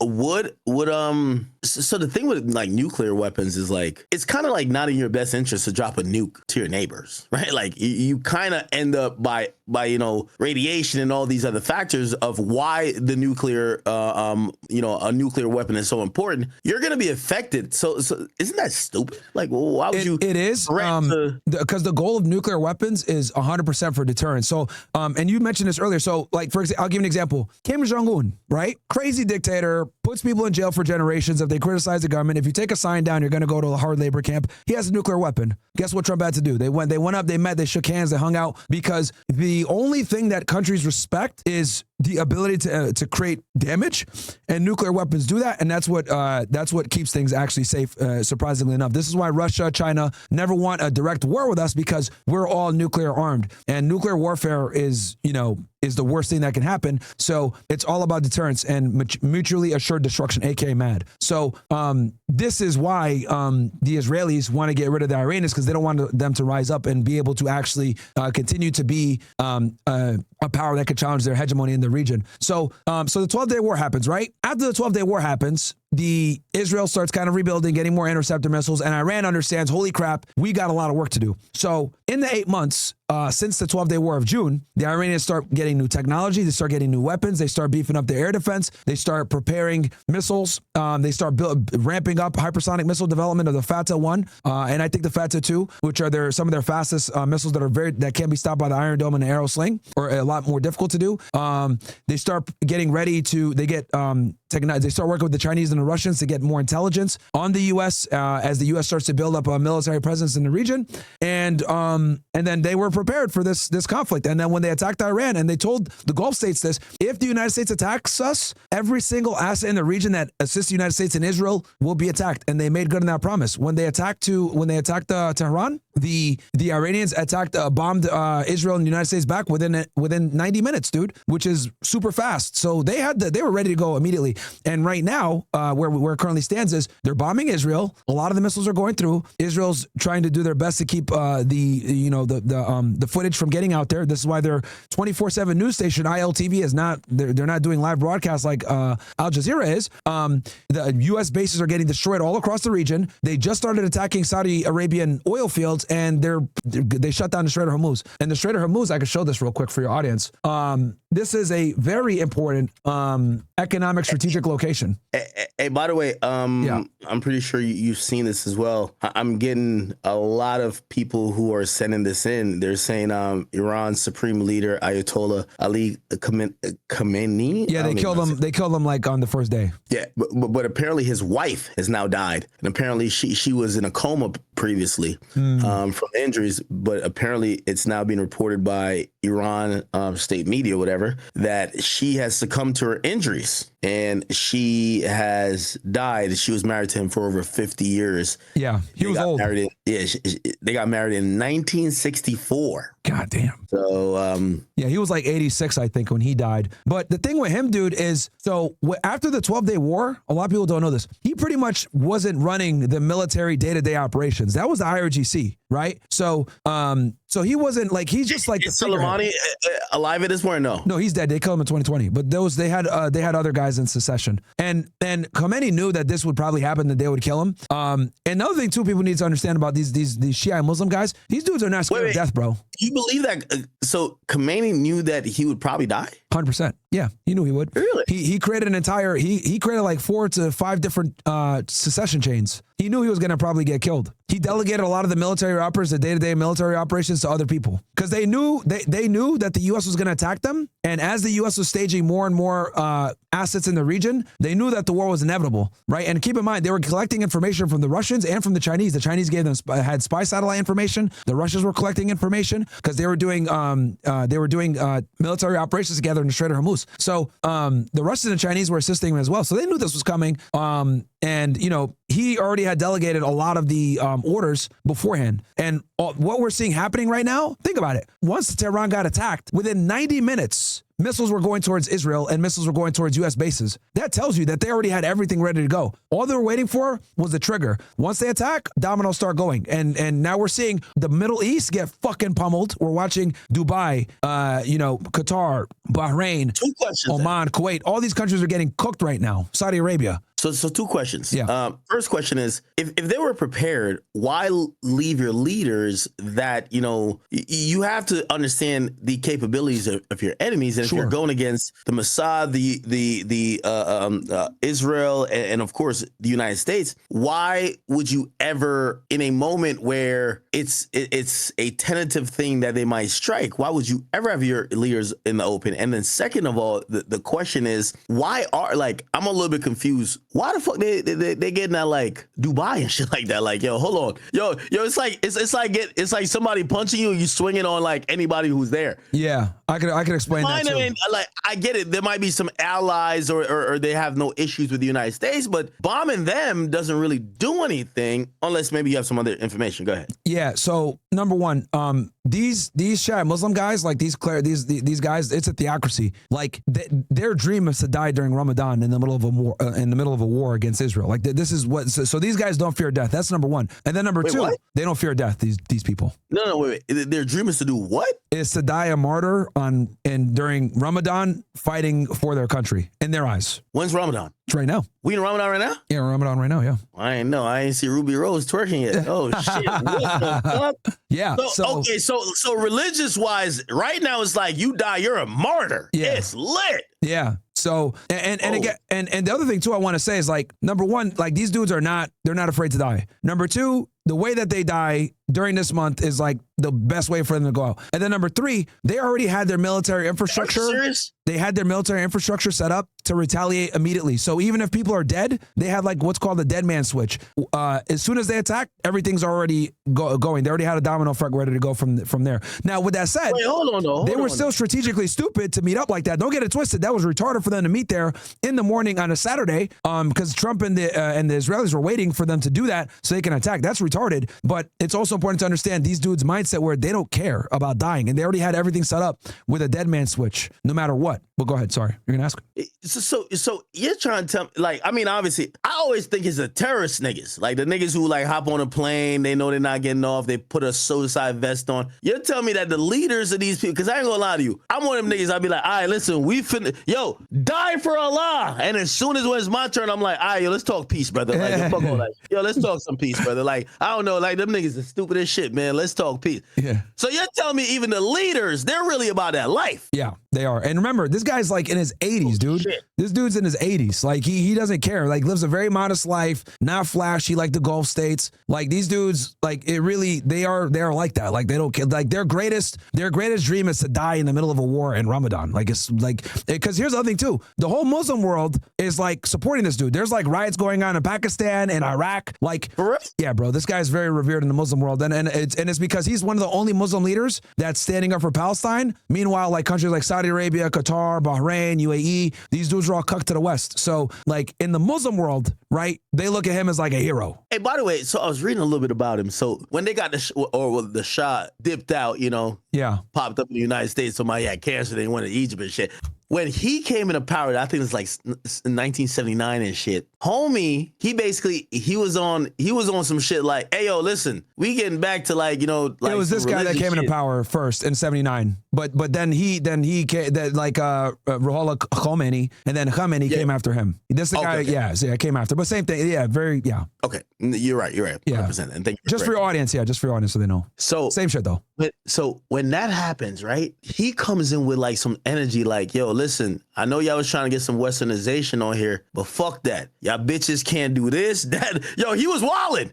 He was yo, put them hoes back in the kitchen, man. It's all of my, no, I'm serious. I was reading this shit. All of it. So the shot that was popping from whenever they put him in, was it 19 something, 40 something. And 53, when he got in, or 53. Yeah. When he got in from 53 to 79, it was like, all right, bet. Yo, we're puppets for the United States. What they doing over the United States? Let's do it over here. We're with whatever. So, you know, it's like liberating. They're trying to bring some rights to like the females and stuff. Yo, homeboy get in. And that nigga say, yo, listen, all y'all bitches get back in the kitchen, start putting y'all hijabs on. Yo, we don't want to see nothing but eyeballs. Straight up. None of that. I'm lying? Tell me I'm lying. I said, yo, once I've seen that, it reminded me to just say, yo, people in the United States need to realize, man, you can't save everybody, man. Listen, whatever little progressive, like feminist shit you got going on, man, keep that shit in San Francisco, bro. When you go over there to like the fucking Middle East and they want to have their hoes in hijabs, they want them cooking 18 hours a day, want them to shut the fuck up, bruv, that ain't none of my business. Leave them alone. Right? Because that's what he was on. I looked at it. Google him. It said he brought back the shit that said he looked at Western women as sexual, there were symbols of sexuality, and he wanted to bring back all the shit that, yo, women gotta operate like this out here. And here's my thing. I live in the United States, so I'm not gonna reject what's going on over here, but I respect another country for saying, fuck y'all niggas. We want our bitches like this. Yeah, I mean, you know, I respect everybody doing their thing. Yeah, I mean, it's about protecting female modesty. But the other thing also, I guess, with this guy, like I said, they already had the infrastructure ready to go for retaliation. With how they're going to go about things. So like, you know, this dude was just the face of the face of the government. But the reality now is that now the IRGC is going to run things. And here's the other thing too. This guy was against getting a nuclear bomb. He had a fatwa in place for them to not have nuclear bombs because it's against the religion. But now these IRGC guys are not going to give a fuck about none of that, bro. They have highly enriched uranium at 60%. It only takes a couple of weeks to enrich it to the 90 weapons grade level. I know that I'm sure they probably still have some centrifuges to continue enriching. So who knows if they, if they're not working towards a nuclear bomb right now. So, you know, another thing too, also that's very important is, and I tweeted about this actually, if you go to my X, I talk about this shit. Like, dude, they took the streets and they're not happy that this happened. Like you got guys like, you know, Patrick Ben David. Look, I like Patrick and everything else like that. But unfortunately, like these Western Iranians or these like exiled Iranians, like they are not like a proper representation of like what's actually going on the ground. The reality is that a lot of Iranians, even the ones that don't like the Ayatollah, they hate Israel and the United States more. They took to the streets, bro, and they're like as they watch Iranian missiles leave the country to go towards Israel, they're like fucking cheering and shit like that, man. So yes, there's people that are celebrating and saying yes, down with the Ayatollah, but I would argue there's way more people that are pro Ayatollah because they dislike Israel and the United States more. Yeah, the rally around the flag is very real, bro. The rally around the flag effect is very real. And I even said this like in the tweet, like history shows external attacks often solidify regimes, not topple them. Okay, so let me ask you this question then. Yeah. We're going back to I don't remember what year it is. Actually, no. And Hexeth apparently just gave a speech at the Pentagon. I don't know if you want to react to it, but yeah, no, we can watch it. So I guess here's the question I'm asking. Sure. So if we go back all the way to when there was the coup, and it's the quintessential coup, even though I feel like Iran, which the ironic part of Iran to me is like it's a definition of every country, right? Mm-hmm. Even our country in the United States, we will be like, hey, listen, I think after this administration, we're gonna have conservative / Trump fatigue, but Trump is not running again. I actually anticipate that a Democrat's gonna win, and they're gonna win. They might impeach him, bro. Term, huh? This war, they might impeach him, dude. No, he might get impeached at the midterms. Of course, he's getting impeached at the midterms. Now he's not going to leave office, and it's not going to go through. But still, they impeach him during the first term. So hear what I'm saying. When I look at this, I'm like, it feels like every country does the same thing. Because if we go back to what Iran was, how they were doing stuff, and I'm gonna get to a question. I do have a question. I'm pulling up the clip right now.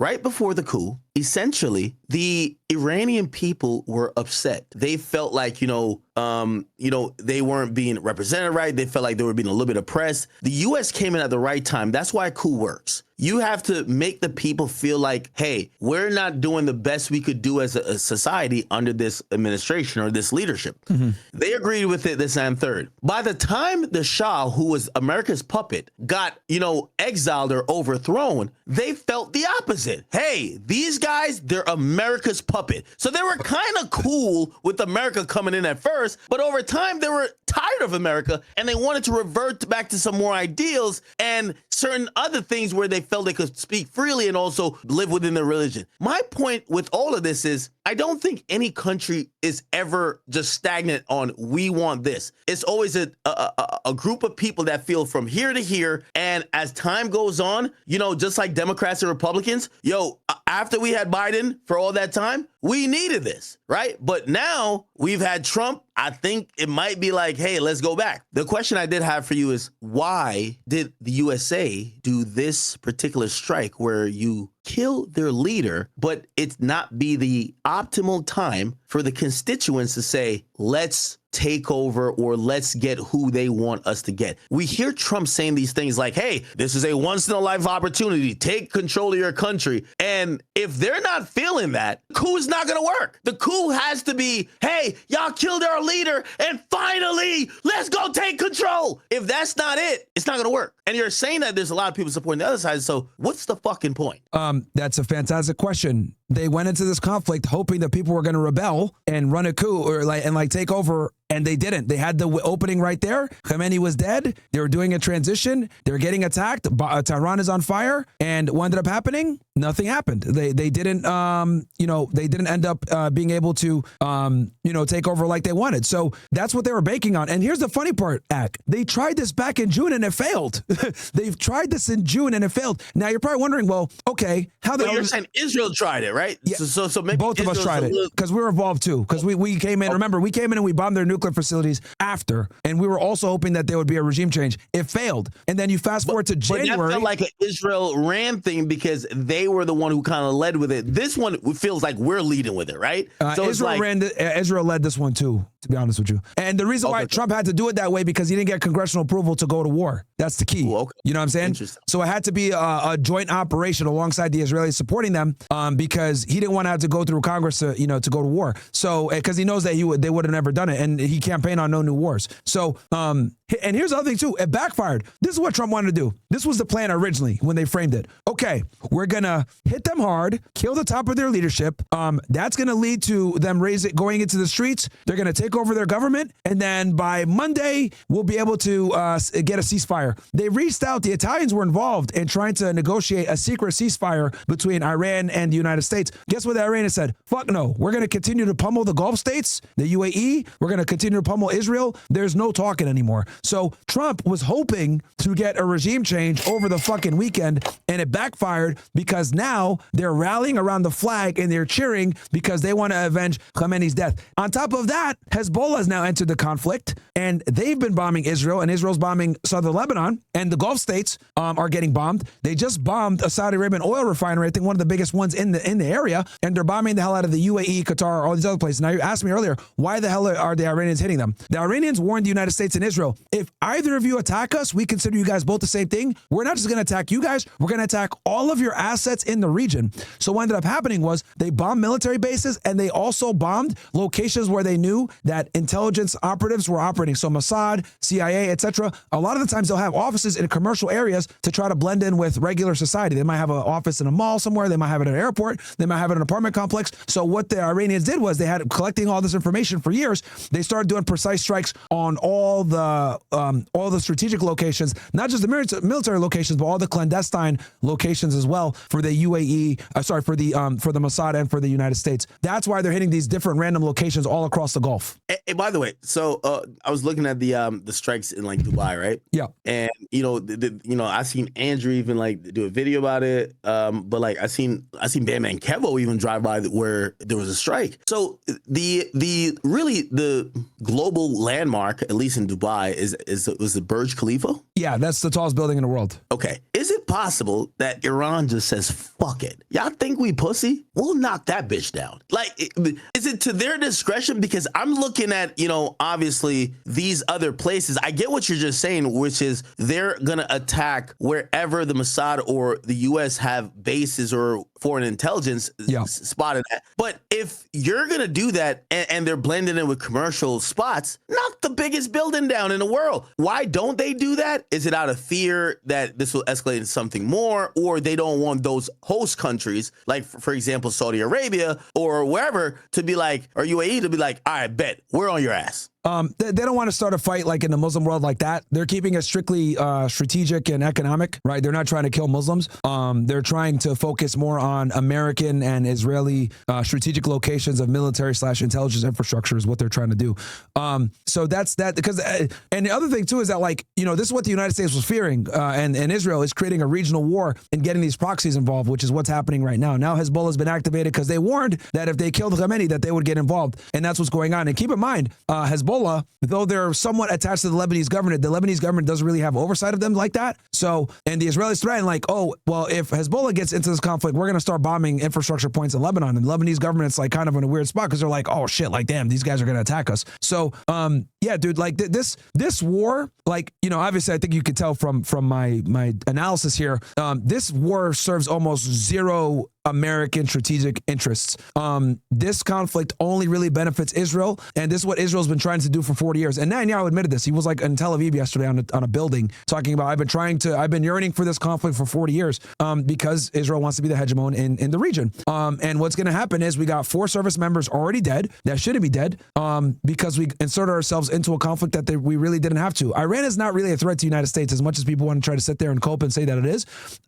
They're not. They're a threat to Israel, and as usual, the Israelis are fantastic and manufacturing intelligence that fear mongers and makes people think that they're a threat to us. This is what they did 20 years ago with Iraq, saying that Saddam Hussein was a threat to the United States with weapons of mass destruction. And I remember Netanyahu famously saying back in 2002, as he testified, you know, if you take out Saddam, there's going to be positive reverberations all across the region. Where are we 20 years later? Iraq is still a fucking shithole, still destabilized. Syria, Lebanon, Libya, Lebanon, etc. We've only made the Middle East worse. And here's the problem. You destroy all these Middle Eastern countries, it creates refugees. Where do these refugees go? They go to all these other countries because they can't even stay where they're at. So, you know, I don't want to sit here and be like, it's all Israel.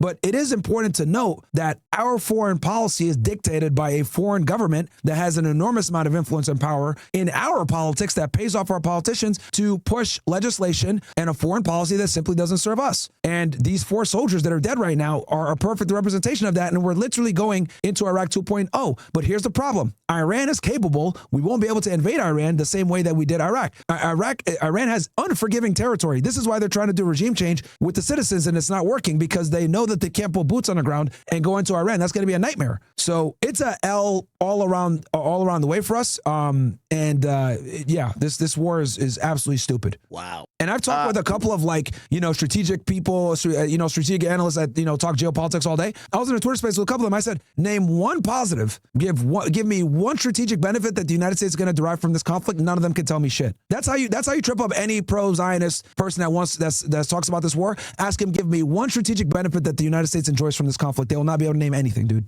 Maybe they named the well, you know, we're preventing them from getting nukes. That's BS because they were already not going to have nukes with the JCPOA. I've debated literally hundreds of Zionists and I cook them all on this topic. Like, you know, some people in the chat saying, Myron Zorango, whatever, dude, I've researched this extensively. Like, I know what I'm talking about when it comes to Middle Eastern foreign policy, and any way you slice it, I could work it, you know, backwards, reverse engineer it, how we got to a certain situation that we got into. And if I'm going to summarize and be very, you know, simple, we have dual allegiance Zionist Jews that have positions of great influence in American infrastructure, whether it be tech, finance, politics, social media companies, etc., that have a vested interest in the preservation and security and hegemony of Israel, and they will fund and support it to any degree necessary. And I can give you a million examples of how they do this in many different places. But they do not serve American interests. They serve Israeli interests, and that's why we're in the predicament that we're in. And anytime I ask them, how I always stump them, give me one benefit that the United States derives from these conflicts, and they can't name anything. Interesting. Did you say someone was doing a press conference now? Yeah, Pete X said, I have it right here if you want. We could react to it. So can you hear my audio? Thank you. Reagan Reese. Can you hear that? Okay, let me turn the volume real quick. I'll turn it up a little bit because this is low. Got you. So apparently this was earlier today at the Pentagon. So here's Pete Hegseth, Secretary of War now. They changed the Wait, what do you mean earlier today? Because like it's 10 a.m. it was this morning apparently. Someone was telling me. Oh shit! Okay. I think it was this morning. Right. Yeah. I think you got to share your screen. You're not. It's not. You can't see it. No. Am I tripping, chat? Yeah. Can you not see? I can see it on my side. You can't see. I can see it on your stream too. I'm looking at. Oh wait, hold on. Let me look at your stream. Yeah. No. You gotta. I know what you got to do. Click the bottom. Click your bottom part, and then click the screen. Here, let me reshare it again. Let me try this. Boom. Can you see it now? Ooh, am I tripping? Hold on. Because on my screen I'm showing it. I think you might have to share with me, like how you were doing before. Remember you were sharing before, and then you had stopped because I was sharing. Do I click stop streaming or change stream? Yeah, it would probably be change or maybe stop and then start. I don't know. What the hell? Okay, because I don't know how the hell. Just on Discord. Yeah. Let me hit. That's weird. Why is it not? Because or do I click change stream? You said. Well, it doesn't show that you're sharing screen at all. That's the thing. So I would say just stop. Did that and then do it? Start. Did that do it? No. Okay. Let me just hit stop streaming. I can give you you want to share it on here then instead? You can share it doesn't matter. Yeah, you share it then. I was trying to watch it. Go on here. I'll give you the link on Discord right now so you can put it up on your. Or actually, you know what? Just go to YouTube. Go to YouTube. We can watch the whole speech probably there on YouTube. If you type in Pete Hegseth, it's probably going to come from the Pentagon. They probably have a YouTube channel. Is what I'm thinking. Let me see if I can. Okay, here we go. Streaming an hour ago. All right, here we go. Car bombs in Beirut, rocket attacks on our ships, murders at our embassies, roadside bombs in Iraq I'm gonna share and this Afghanistan, as well. funded and armed by Iranian Quds Force and IRGC killers. My generation of veterans carry the names of brothers who never came home. Brothers butchered by Iranian-backed roadside bombs and well-armed militias. Thousands of our own. Got it. We didn't start this war, but under President Trump, we are finishing it. I think you're echoing a little bit. America become our retribution. I think you're echoing a little bit. I don't know if it's like the audio coming through to your mic or something like that, but it's echoing a little bit. Yeah. But you can keep playing it if you want. All right, I'm gonna mute myself and it'll be better. Watch. All right, go for it. Against their Tola. Took 47 nice. President fighter, always America first, finally draw the line. 47 years of Iranian belligerence. He reminded the world, as he has time and time again. Can you turn the volume up on your side a little bit, Ak? If you with I don't know if you have the master volume thing. If you could turn it up a little bit. Bear with us, chat. Bear with us. He's increasing audio on the thing so y'all can hear it. You got it? Oh, okay. You got yourself muted. Yeah, I was muted for a second. Yeah. Let me just, do you have the master volume thing or no? Oh yeah. Oh yeah. No. Just turn it up if you can. It should be better now. Should be better. All right. Yeah, I'm muting myself that you don't hear the echo. Gotcha. Okay. Yeah. No, just the audio. I mean, on for Hegseth on the video. That's what I was saying. No, I know. Absolutely. Here we go. You kill Americans. If you threaten Americans anywhere on Earth, we will hunt you down without apology and without hesitation, and we will kill you. President Trump has also been very consistent. Crazy regimes like Iran, hell-bent on prophetic Islamist delusions, cannot have nuclear weapons. It's common sense. Many have said it, but it takes guts to actually enforce it, and our president has guts. Iran's stubborn and self-evident nuclear pursuits, their targeting of global shipping lanes, and their swelling arsenal of ballistic missiles and killer drones are no longer tolerable risks. Iran was building powerful missiles and drones to create a conventional shield for their nuclear blackmail ambitions. Let me say that again. A conventional shield for their nuclear blackmail ambitions. Our bases, our people, our allies, all in their crosshairs. Iran had a conventional gun to our head as they tried to lie their way to a nuclear bomb. It almost worked under Obama and his terrible deal, but not under this president. Turns out the regime who chanted death to America and death to Israel was gifted death from America and death from Israel. This is not a so-called regime change war. But the regime sure did change, and the world is better off for it. Today, in their desperation, the enemy is unmasked as Iranian missiles and drones rain down indiscriminately on the hotels, airports, apartments, and other civilian targets of their neighbors. Cowardly terrorist tactics from a regime that for decades has trafficked in cowardly terrorist tactics, lies, death, and destruction to this day. The Iranian leadership has built nothing except proxies and missiles and drones and deeply buried nuclear factories and facilities. Peaceful nuclear ambitions do not need to be buried underneath mountains. Last June, Operation Midnight Hammer obliterated their nuclear program to rubble. Afterward, we told them plainly, that's it, now make a deal. They arrogantly refused. We said, rebuild it, and we'll stop you again, this time far worse. President Trump, Secretary Rubio, Steve Witkoff, Jared Kushner, they bent over backwards for real diplomacy, offering pathway after pathway to peace. If you click theater mode, Akademiks, it'll make it bigger right there. Like click down right that little two arrows on the bottom of the video. No, go to the video where Hexeth is, and then right, see the two arrows? Yeah, click that theater mode. No, to your right, right, nope, right. That'll work too. Yep, that works too. There you go. Tried over and over and over again earnest attempts at peace. The former regime had every chance to make a peaceful and sensible deal. But Tehran was not negotiating. They were stalling, buying time to reload their missile stockpiles and restart their nuclear ambitions. Their goal, hold us hostage, threatening to strike our forces. Well, President Trump doesn't play those games. And as Secretary Rubio said after the Maduro raid, if you don't know, now you know. President Trump puts America and Americans first. Pause doesn't real quick. hesitate, and neither do our troops. If you could pause it real quick. Yeah. So, oh my God. My boy said, if you don't know, now you know. Yeah. Like lots of bullshit there, bro.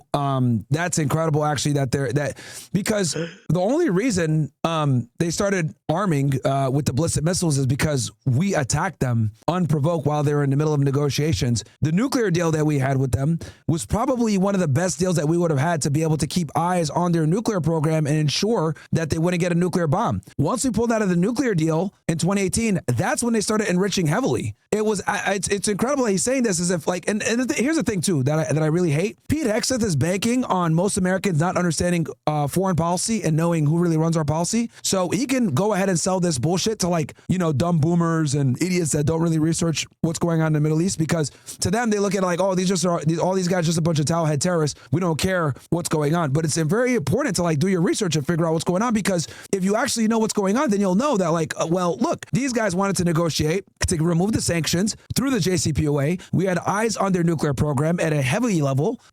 So we knew exactly what was going on. He's talking about, oh, we knew about their nuclear program, whatever. The only reason you knew about their nuclear program, retard, is because the IAEA and these other organizations were feeding intelligence to the United States because we were watching their nuclear program. And it was after we pulled out in 2018 that they started to ramp up the uranium enrichment to go ahead and have it as a deterrent. Okay, that is why they did it, because when we pulled out of the deal and we started sanctioning them and we started supporting Israel in doing clandestine operations, that's when they started ramping up their nuclear program. So Pete Hegseth is removing an enormous amount of context as to why a lot of these things happened, because he's banking on you, the American public, being too stupid to realize that a lot of this came from Zionist pressure groups. I mean, and it's also important for your audience to know, this guy, Pete Hegseth, is a hardcore evangelical Christian Zionist. He literally said it's anti-Semitic to say that dual allegiance to Israel is un-American. Like, this is a guy that used to work at Fox News, which is also a Zionist entity in itself. So it's important to know where he is politically when it comes to the support of Israel. So of course he's going to try to, drum up this argument that they're a terror regime and they do XYZ and all this other crap. But we're not innocent in this either. We were absolutely the aggressors in Operation Rising Lion. We're the aggressors when we attacked Tehran literally 2 days ago.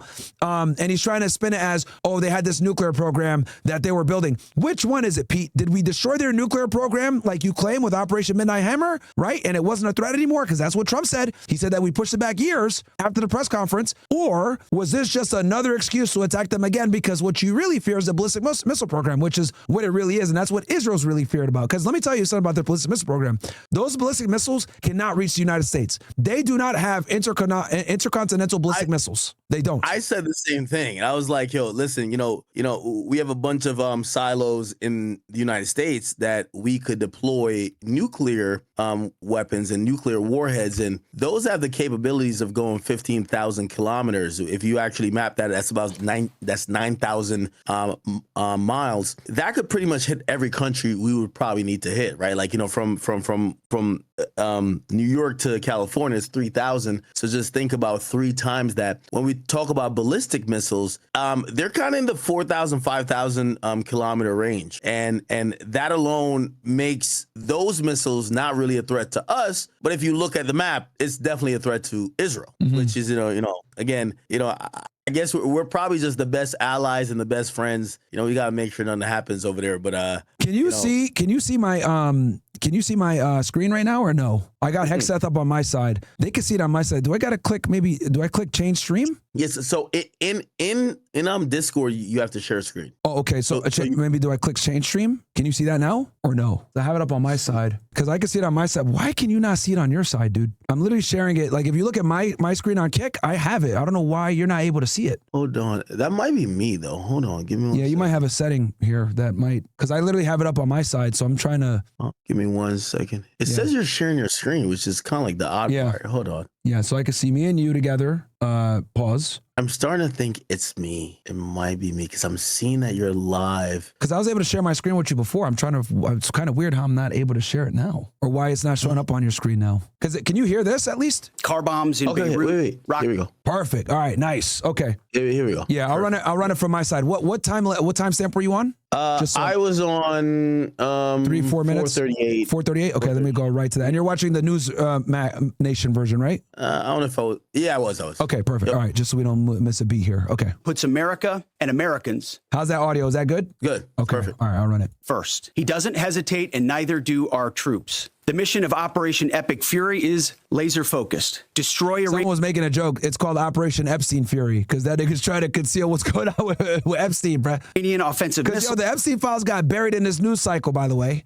Destroy Iranian missile production, destroy their navy and other security infrastructure, and they will never have nuclear weapons. We're hitting them surgically, overwhelmingly, and unapologetically. Now, let me be clear about this. He's saying, so this is what they have to do. They have to sell to the American public that they're trying to get nuclear weapons to justify the war. But the reality is their nuclear program isn't as advanced as they claim it is, and they try to make peace with it through the JCPOA, whatever, because they know that if they say, well, we got to get rid of the proxies and we got to get rid of their ballistic missile program, well, everybody knows that their ballistic missile program can't reach America, and they know that the proxies don't really serve a danger to Americans domestically. So the only political card they have to play is the nuclear program. But you would know that, number one, Operation Midnight Hammer did significantly push back their nuclear program, and they have, somewhere around 200 kilos or so, 400 kilos of highly enriched uranium at the 60 percentile. But they enrich that uranium for strategic purposes to trade that away for sanction relief. That is why they were willing to negotiate with the United States in the first place only for nuclear. But the American public is never going to take the ballistic missile program bullshit or the proxies. They have to use the nuclear weapon angle to justify it to the American public. That's why he's harping on this. And by the way, they have done that because, again, if anyone kind of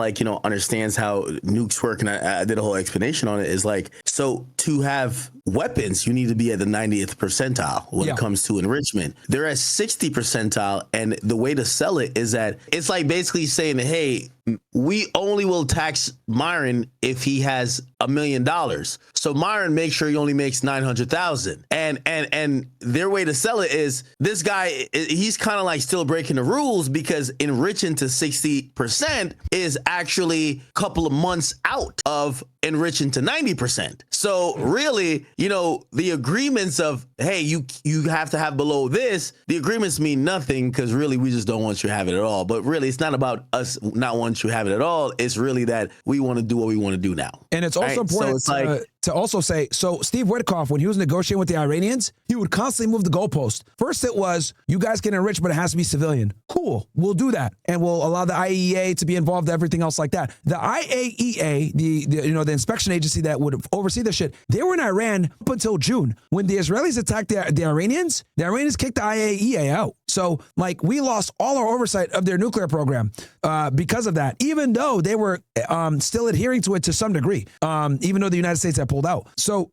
they're using this nuclear angle to justify the war, and they've been doing this for a very long time. Netanyahu's been talking about the Iranians having a nuclear bomb for 30 years, dude. I have I could literally pull up a clip here that shows Netanyahu talking about the nuclear bomb since 1993. So they've always used this excuse to justify the war. I'll keep playing the clip here. With every passing day, our capabilities get stronger and Iran's get weaker. We set the terms of this war from start to finish. Our ambitions are not utopian. They are realistic, scoped to our interests and the defense of our people. They are not realistic because you are trying to get a regime change war with the people rising up and overthrowing the government, and that has not happened. And our allies.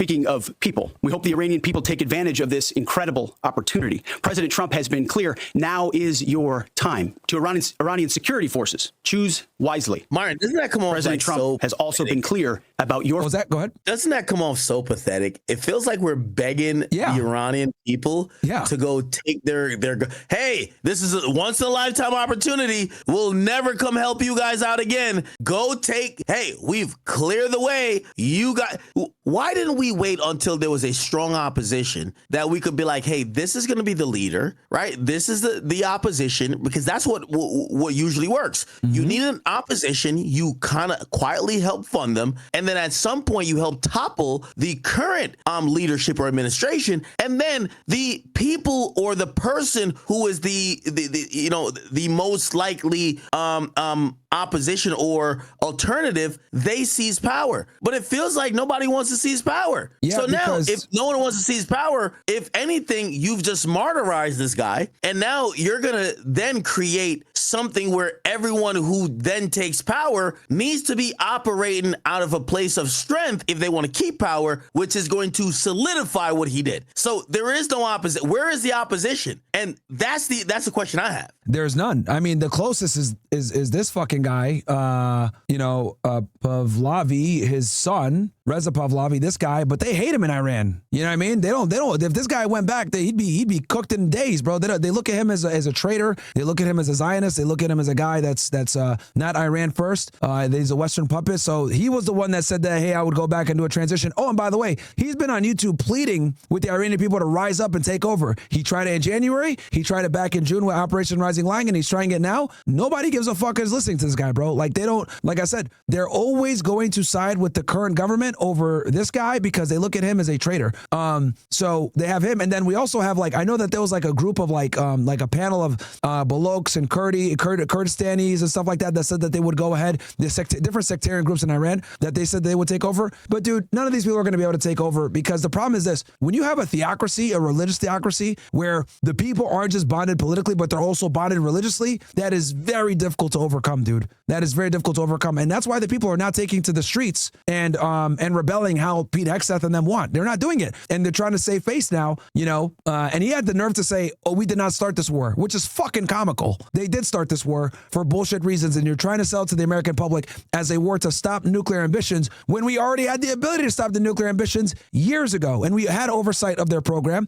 And us attacking them and pulling out the nuclear deal is what what ramped up their nuclear enrichment in the first place. Like, all of this is self-imposed, man, unfortunately, from us. But they're trying to sell it to the American public because they expect you to be stupid. Or fate in either direction. To the media outlets and political left screaming endless wars, stop. This is not Iraq. This is not endless. I was there for both. It's worse than Iraq because we're dealing with a far more capable military that we cannot win on the ground. That's why we're terrified to invade. We know we can't win. They have unforgiving mountainous terrain, and the country structured in a way where literally trying to take any of the major cities would be a nightmare. So it is Iraq, but way worse. And it's a way more capable military, and bases in the Gulf are getting absolutely fucking pummeled by their missiles. And here's the crazy part. The Iranians build their own missiles, just like he admitted. Not only do they build their own missiles, they build their own drones. They have stockpiles of this stuff, thousands of them, thousands. We don't have enough interceptors to save all of our bases in the Middle East. Saudis are already complaining, saying that we are prioritizing supporting Israel over the Gulf states. Well, yeah. And even then, we won't be able to last long with shooting down these missiles and drones.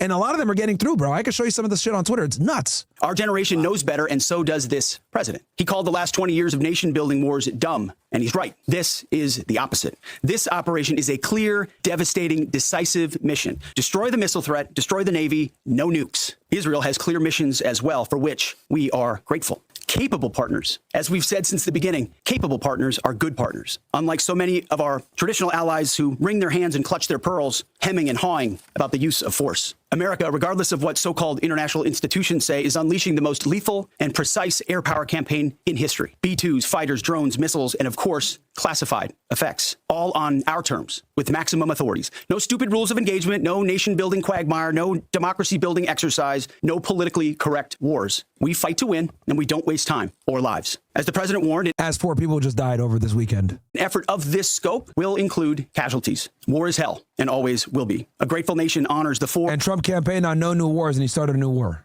Americans we have lost thus far and those injured, the absolute best of America. May we prosecute the remainder of this operation in a manner that honors them. No apologies, no hesitation, epic fury for them and the thousands of Americans before them, taken too soon by Iranian radicals. Before I turn it over to General Kane for the operational update, let me speak straight to you, the Joint Force, our warriors on the front lines. This is your moment. This is the generational turning point America has waited for since 1979. And since the rudderless wars of hubris, my generation, our generation, endured. Don't listen to the noise. Just stay focused. Our commander-in-chief is steady at the wheel. We face a determined enemy, but you are better. But we must prove it every single day. History doesn't care if we're tired, if we're scared, or if the fight feels big. It demands warriors who rise anyway. Peace through strength, the warrior ethos, lethality, unity of... Peace through strength is a common neocon phrase to justify foreign wars. It's been around forever. It's one of the telltale signs of a neocon foreign policy, aka the Jews run it. Purpose. Those are not slogans. They're the beating heart of what it means to wear the uniform, that uniform. You think clearly under fire, you act decisively in chaos, you uphold the Constitution, and you uphold our country without hesitation. We are not defenders anymore. We are warriors, trained to kill the enemy and break their will. History is watching. Be the force you swore an oath to be, focused, disciplined, lethal, and unbreakable. We will finish this on America First conditions of President Trump's choosing.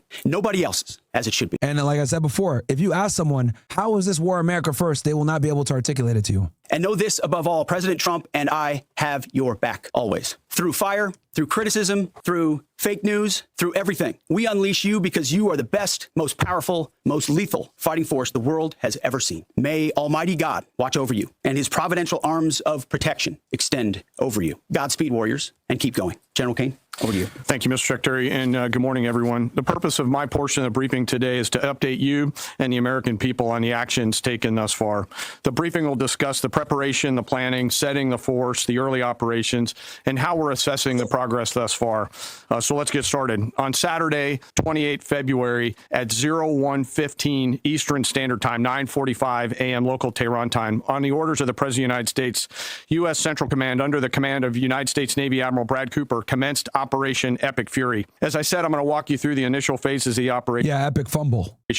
But first, I want to express my deep condolences and the condolences of the Joint Force to the Department of War personnel killed and wounded in actions thus far. As the Secretary said, they're heroes and represent the best of our nation has to offer. They're true examples of what selfless service means. Our deepest and heartfelt condolences are with their families, their friends, and their units. We grieve with you, and we will never forget you. And they shouldn't be dead. Additionally, I stand here before you today grateful for each service member, planner, logistician, operator across our Joint Force, for our Department of War civilians, our intelligence community teammates, our interagency teammates who continue to stand in harm's way alongside us. I am proud of all of you as you take the fight to the enemy, and we are the best in the world at integrating, period.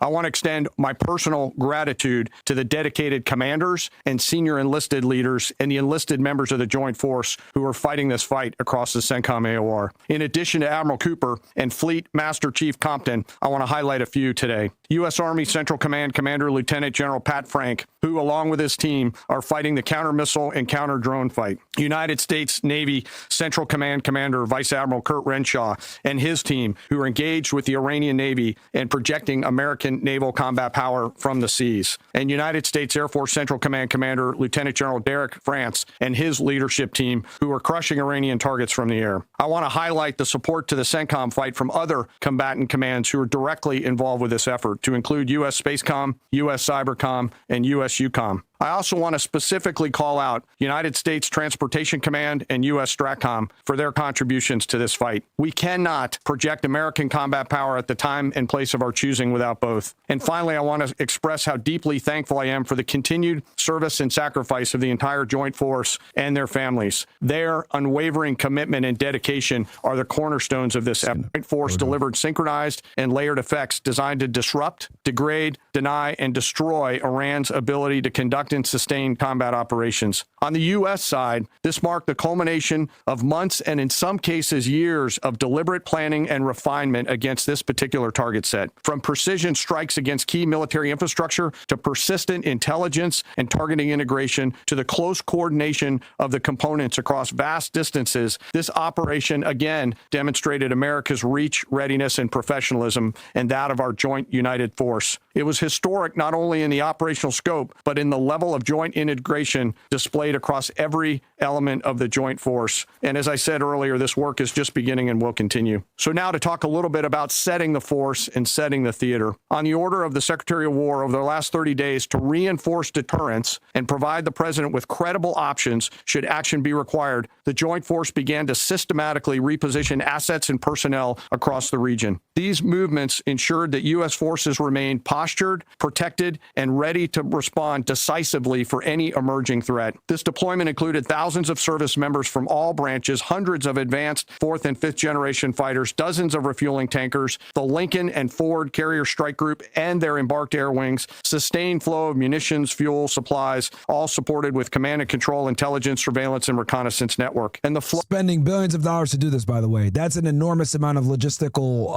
cost. Flow of forces continues today. In fact, Admiral Cooper will receive additional forces even today. This rapid buildup of forces demonstrated the joint forces' ability to adapt and project power at the time and place of our nation's choosing. I want to highlight a couple specific cases for you. The Gerald R. Ford Carrier Strike Group, which many of you know was down in the Western Hemisphere, redeployed across the Atlantic to set the theater. And they should have been back months ago. They've been out deployed, I think, for like 8 months at that point. They should have been back and ended that deployment. Now they have a bunch of soldiers on there that are pissed off. The toilets are broken. They're writing to news agencies saying that they want to resign. Morale is low. Let's see what he says, though. Let's see what he tells the news, though. The ship, her crew, their families, and the entire strike group took a deep breath and, as they always do, began planning to conduct combat operations. The integrated reserve and National Guard forces have continued to demonstrate the value of America's reserve forces, including the Wisconsin Army National Guard operating in Kuwait and Iraq, and Air National Guard units from a variety of states to include Vermont and Virginia. In the case of the Vermont Air National Guard and the 158th Fighter Wing, they were mobilized for Operation Absolute Resolve and then were tasked to take their F-35As across the Atlantic instead of going home to be prepared to support this operation. The same is with our Air National Guard and Air Force Reserve Command tanker and mobility forces, who stepped right out of their civilian jobs to deploy and to protect the region. Lastly, I want to highlight the unsung heroes of warfare, our American logisticians and sustainment force, those who quietly work every day behind the scenes to project and sustain America's combat power. Our leaders from World War II were right when they said professionals do logistics. As regional tensions rose, the Joint Force elevated our force protection measures on the order of the Secretary and repositioned discreetly civilians and non-essential personnel designed to ensure the safety and security of our joint force. By the time operations began, only essential forces remained on our bases and in theater, all ready, capable to respond.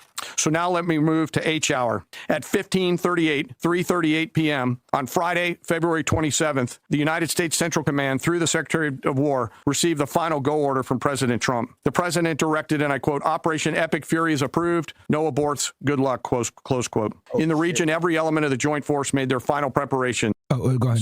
Air defense batteries readied themselves, checking their systems to respond to Iranian attacks. Pilots and crews rehearsed their strike packages for the final time. Air crews began loading their final weapons, and 2 carrier strike groups began to move towards their launching points. Across the globe, our operation centers came alive in Tampa, Florida, here at the Pentagon, and of course forward in the Central Command AOR. As always, operational security was paramount as we sought to maintain and sustain the element of surprise. This operation was highly classified so that at H hour, the enemy would see one thing: speed, surprise, and violence of action. The first movers were U.S. Cybercom and U.S. Spacecom, layering non-kinetic effects, disrupting and degrading and blinding Iran's ability to see, communicate. Translation jammers. They jam the internet and other communication devices. And respond. At H hour, the beginning of major combat operations, 01:15 local Eastern Daylight Time, 9:45 local AM Tehran time, as dawn crept up across the Central Command AOR, the skies surged to life. More than 100 aircraft launched from land, sea, fighters, tankers, airborne early warning, electronic attack, bombers from the states, and unmanned platforms, forming a single synchronized wave. This was a daylight strike based on a trigger event conducted by the Israeli Defense Forces, enabled by the U.S. intelligence community. The first shooters... Basically, the meeting that happened is what triggered this. At sea were Tomahawks unleashed by the United States Navy, closed in on Iranian naval forces, and began to conduct strikes across the southern flank in Iran. On the ground, forces fired precision standoff weapons, measured, deliberate, precise, and lethal. This was a massive, overwhelming attack across all domains of warfare, striking more than 1,000 targets in the first 24 hours. We are now roughly 57 hours into the operation. In the initial phase, CENTCOM's focus was systematic targeting of Iranians' command and control infrastructure, naval forces, ballistic missile sites, and intelligence infrastructure designed to daze and confuse them. Coordinated space and cyber operations effectively disrupted communications and sensor networks across the area of responsibility, leaving the adversary without the ability to see, coordinate, or respond effectively. The combined impact of these strikes, swift, precise, and overwhelming, has resulted in the establishment of local air superiority. This air superiority will not only enhance the protection of our forces, but also allow them to continue the work over Iran. Over the course of the last 2 days, the Joint Force has launched... Now, I'm going to research this a little bit. I don't know if we have air superiority the way he's trying to say. And I say this because the and I've noticed that American media doesn't report this, but from many credible sources, after the 12-day war, the Iranians procured some very significant and capable Chinese radar systems, and the radar systems that they got basically counter American stealth. They counter the F-22, the F-35, the B-2 bomber, etc. So I'm going to double check this air superiority thing because they have not been able to be as aggressive as they were in the first war, and they don't want to obviously admit or why.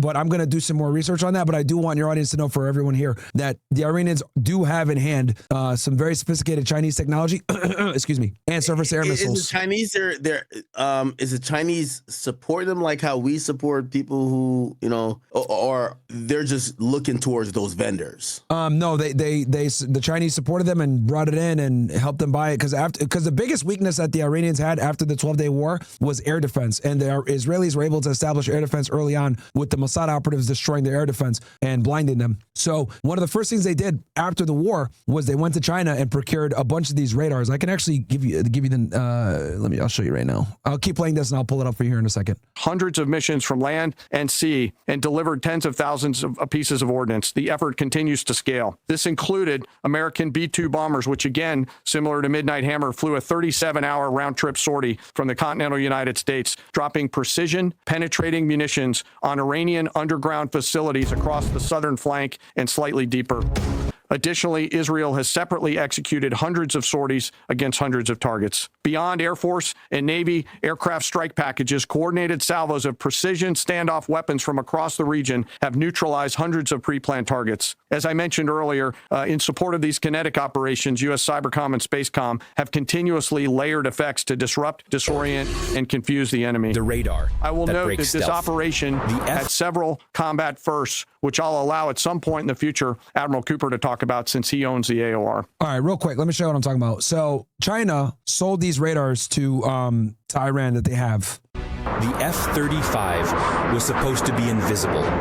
And the F-35 is like our main workhorse fighter jet. This is like the cornerstone of the of our air superiority. This jet. America spent $428 billion making it that way.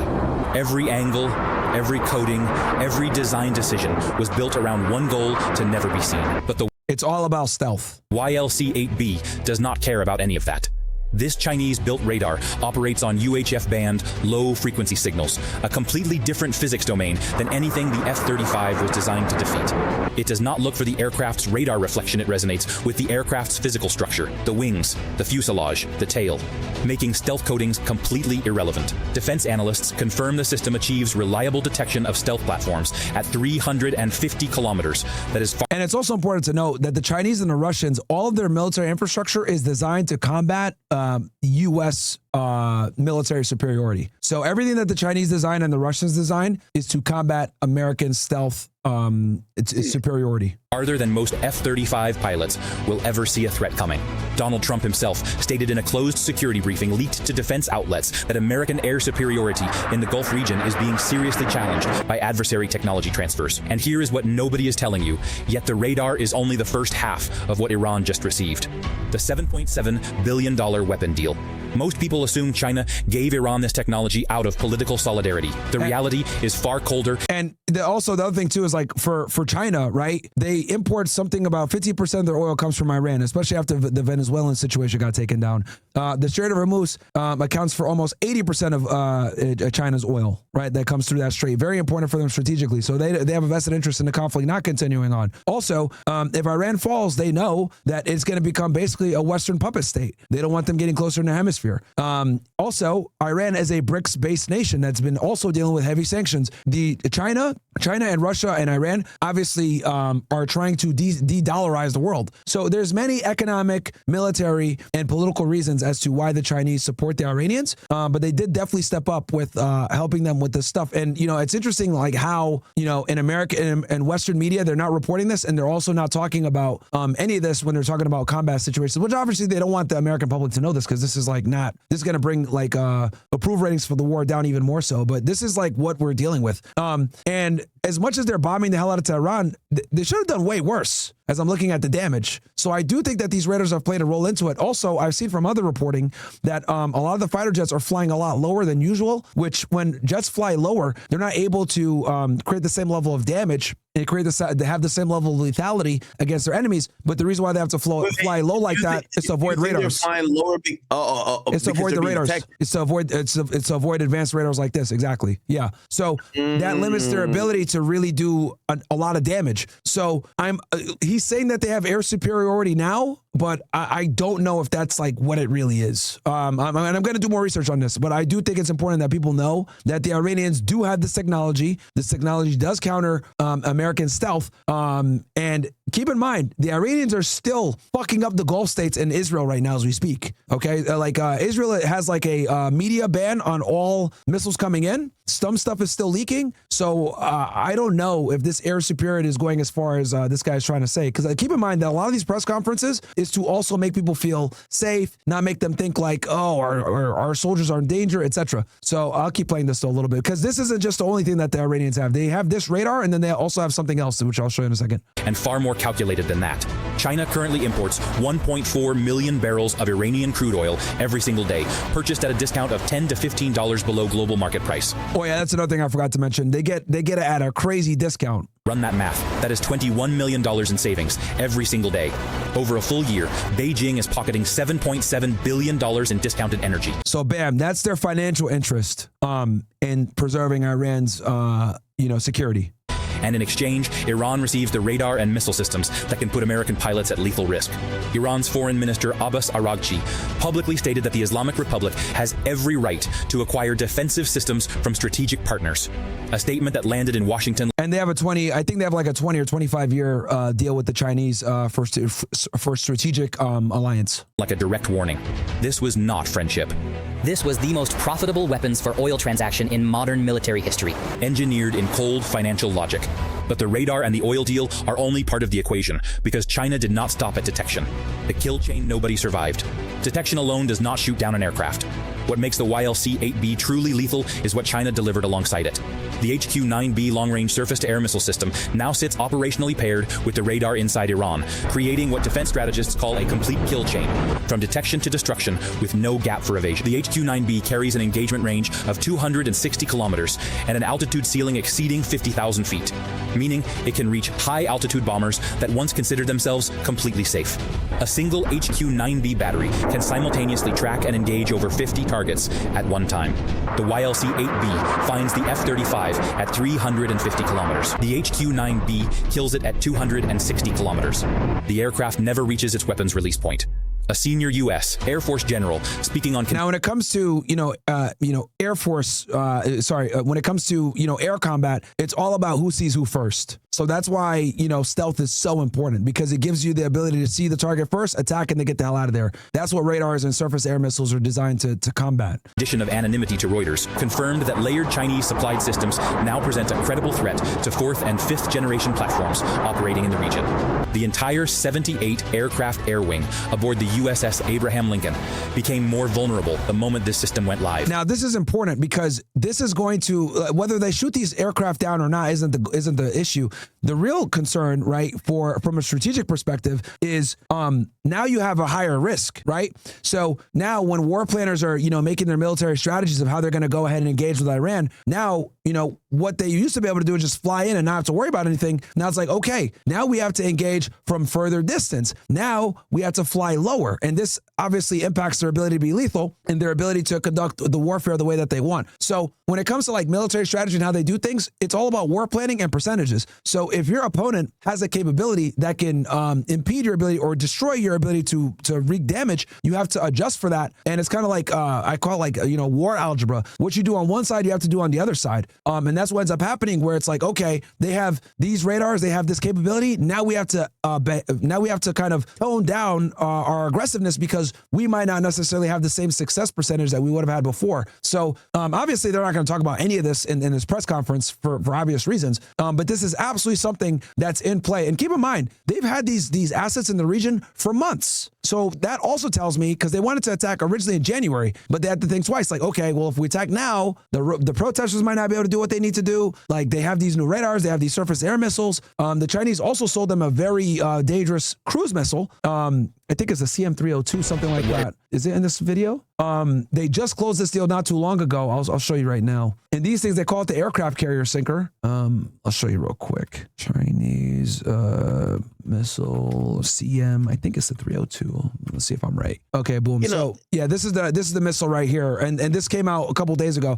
Chinese made CM302 missiles is near completion. And this is a deal that they just signed. And this thing is like, it's literally counters U.S. naval technology. You were going to say something? Go ahead. No.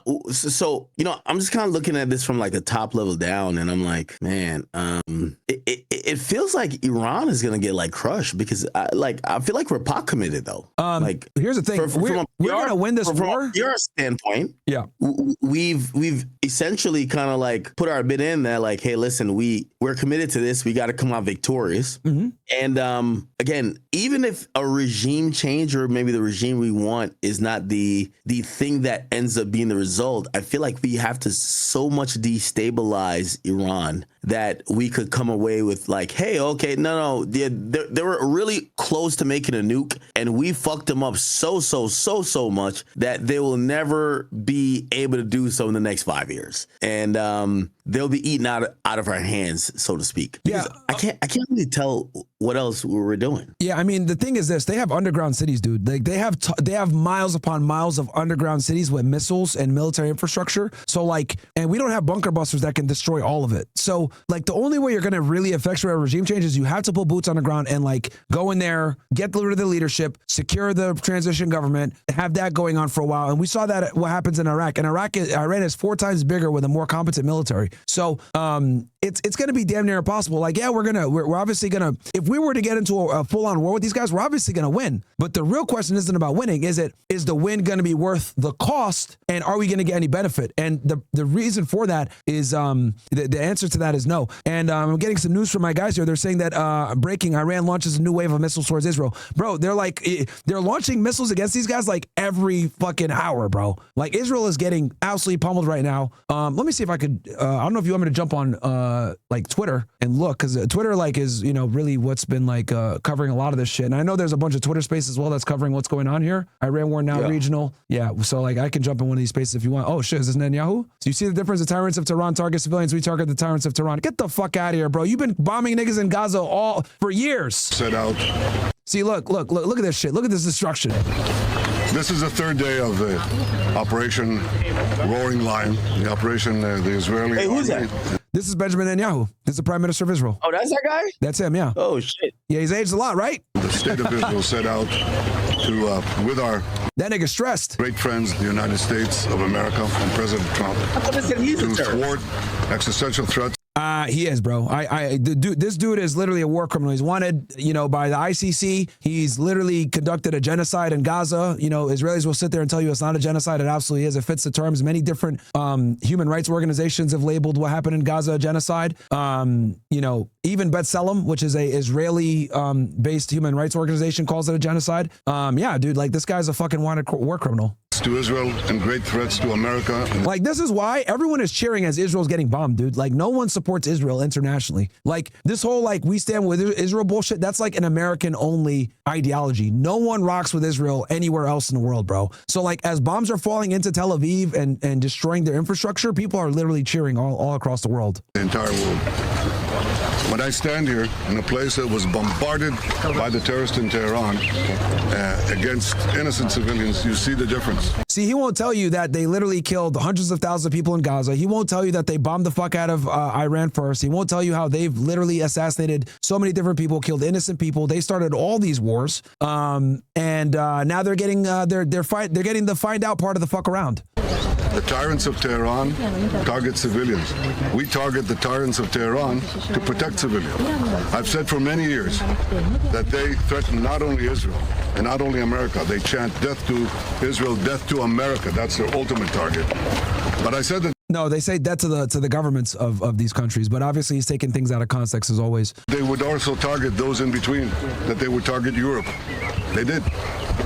And if this regime, this terrorist regime of the kind we've never seen in the world, if they get nuclear weapons and the means to deliver them, ballistic missiles, intercontinental ballistic missiles, they will threaten all of humanity. See, Benjamin Netanyahu, I've watched him talk so many times. He's so good at always weaving their problems with American problems. Notice how he had to add in there if they ever get intercontinental ballistic missiles. Why is he saying that? So that he can go ahead and make a credible threat to the United States. He's been doing this for 20 plus years, making Israel's problems America's problems. I've been watching this guy for a long time, and he has a script. He's really good.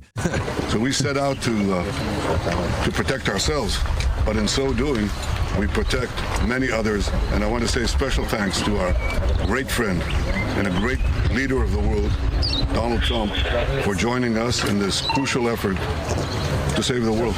Yeah, no, save Israel. So, you see a difference, Tyrants of Tehran, blah, blah, blah. So Patrick posted this. Patrick is pro-Israel, which is sad. But anyway. And yeah, this is like what is so going to, oh, look at this. Horses from what used to be the city of Tehran. There's been a combined 400 strikes. Yeah, they've been fucking up Tehran too. Holy shit. What the fuck? That's Iran right now? That's this is Tehran, the capital, yeah. Right? Like and here Israel's getting hit back, it looks like. See how they frame it? Innocent civilians murdered, but they do shit like this? Like, yo, the Israelis are professionals at, making themselves victims.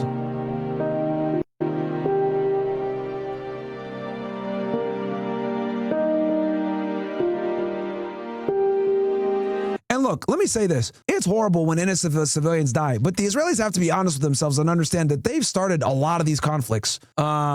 Yeah, this guy's an Israeli propagandist as well. Reagan Netanyahu speaks for the first time. And look, you can see the destruction. I'm telling you, dude, the Israelis cannot sustain long-term damage like this. The Iranians can, but these guys can't. And then this guy, look at Hexeth. Look, this shit is hilarious. Through the blood of our people. Car bombs in Beirut, rocket attacks on our ships, murders at our embassies, roadside bombs in Iraq and Afghanistan, funded and armed by Iranian Quds Force and IRGC killers. My generation of veterans carry the names of brothers who never came home. And we shouldn't have been there in the fucking first place. That's what he's not realizing. He's talking about the Iraq war. We shouldn't have been there in the first place, Pete, you dumbass. Like, you're literally repeating history right now. You should have been there back in 2003 because we invaded Iraq because of weapons of mass destruction, which was a fucking big lie. The weapons of mass destruction lie comes from Israeli intelligence that Al-Qaeda operatives met with members of his Iraqi intelligence to pass anthrax. That's where that connection was made to justify the war in Iraq. But anyone with have a brain understands. Was it even about nukes? I thought it was about nukes. No, it was about weapons of mass destruction and that they were involved in the anthrax situation after 9/11. That's how they were able to tie it in. And the crazy part about that is that the anthrax, right, was manufactured here in the United States. It wasn't even by Iraq or Al-Qaeda. It had nothing to do with it. And the other crazy part, a lot of people don't know this, Osama bin Laden and Saddam Hussein hated each other. Osama bin Laden wanted to fight. He wanted to go to war with Saddam Hussein when he invaded Kuwait. So back in the 90s, right? Well, actually, we could go all the way back. In the 1980s, Saddam Hussein was in war with the Iranians. And the United States actually backed Saddam Hussein, and we gave him money, we gave him supplies to fight the Iranians, and so did many other countries in the Middle East. So the war lasted for almost 10 years. I think it lasted between 8 to 10 years. And after, the country went broke. So Saddam had gotten a bunch of money lent to him by some of the Gulf nations. One of them was Kuwait. So he says, look, guys, I went to war on your behalf. I need you guys to forgive the loan. Right here, Saddam Hussein right here. For those, just to get a visual representation for your audience. Here's Saddam Hussein, right? The former dictator of Iraq. So he goes to war with the Iranians for almost 10 years, incurs an enormous amount of debt, all kinds of damage, because invading Iran, which he tried to do and failed, okay? Let's go back to the map of the Middle East. Invading Iraq is, Iran is like nearly impossible with all the mountainous area. So Saddam tells the Kuwaiti government, hey, I went to war for you guys to stave off the Ayatollah and the regime. I need you guys to forgive the loans. So Kuwait says, no, we're not going to forgive it. And we're also not going to lower our oil prices. So he's like, okay, cool, bet. He goes into Kuwait and invades it and takes it over in like a day. 24 hours, walks in with the tanks, takes it over. The United States says, what the fuck? So we go in there, we kick Saddam Hussein out, right? When Saddam invaded Kuwait, this obviously created a national security threat for Saudi Arabia, because look what's next after Kuwait. Saudi Arabia's right here. Osama bin Laden was he was Yemen. I think he's Yemeni, but he was a Saudi Arabian citizen.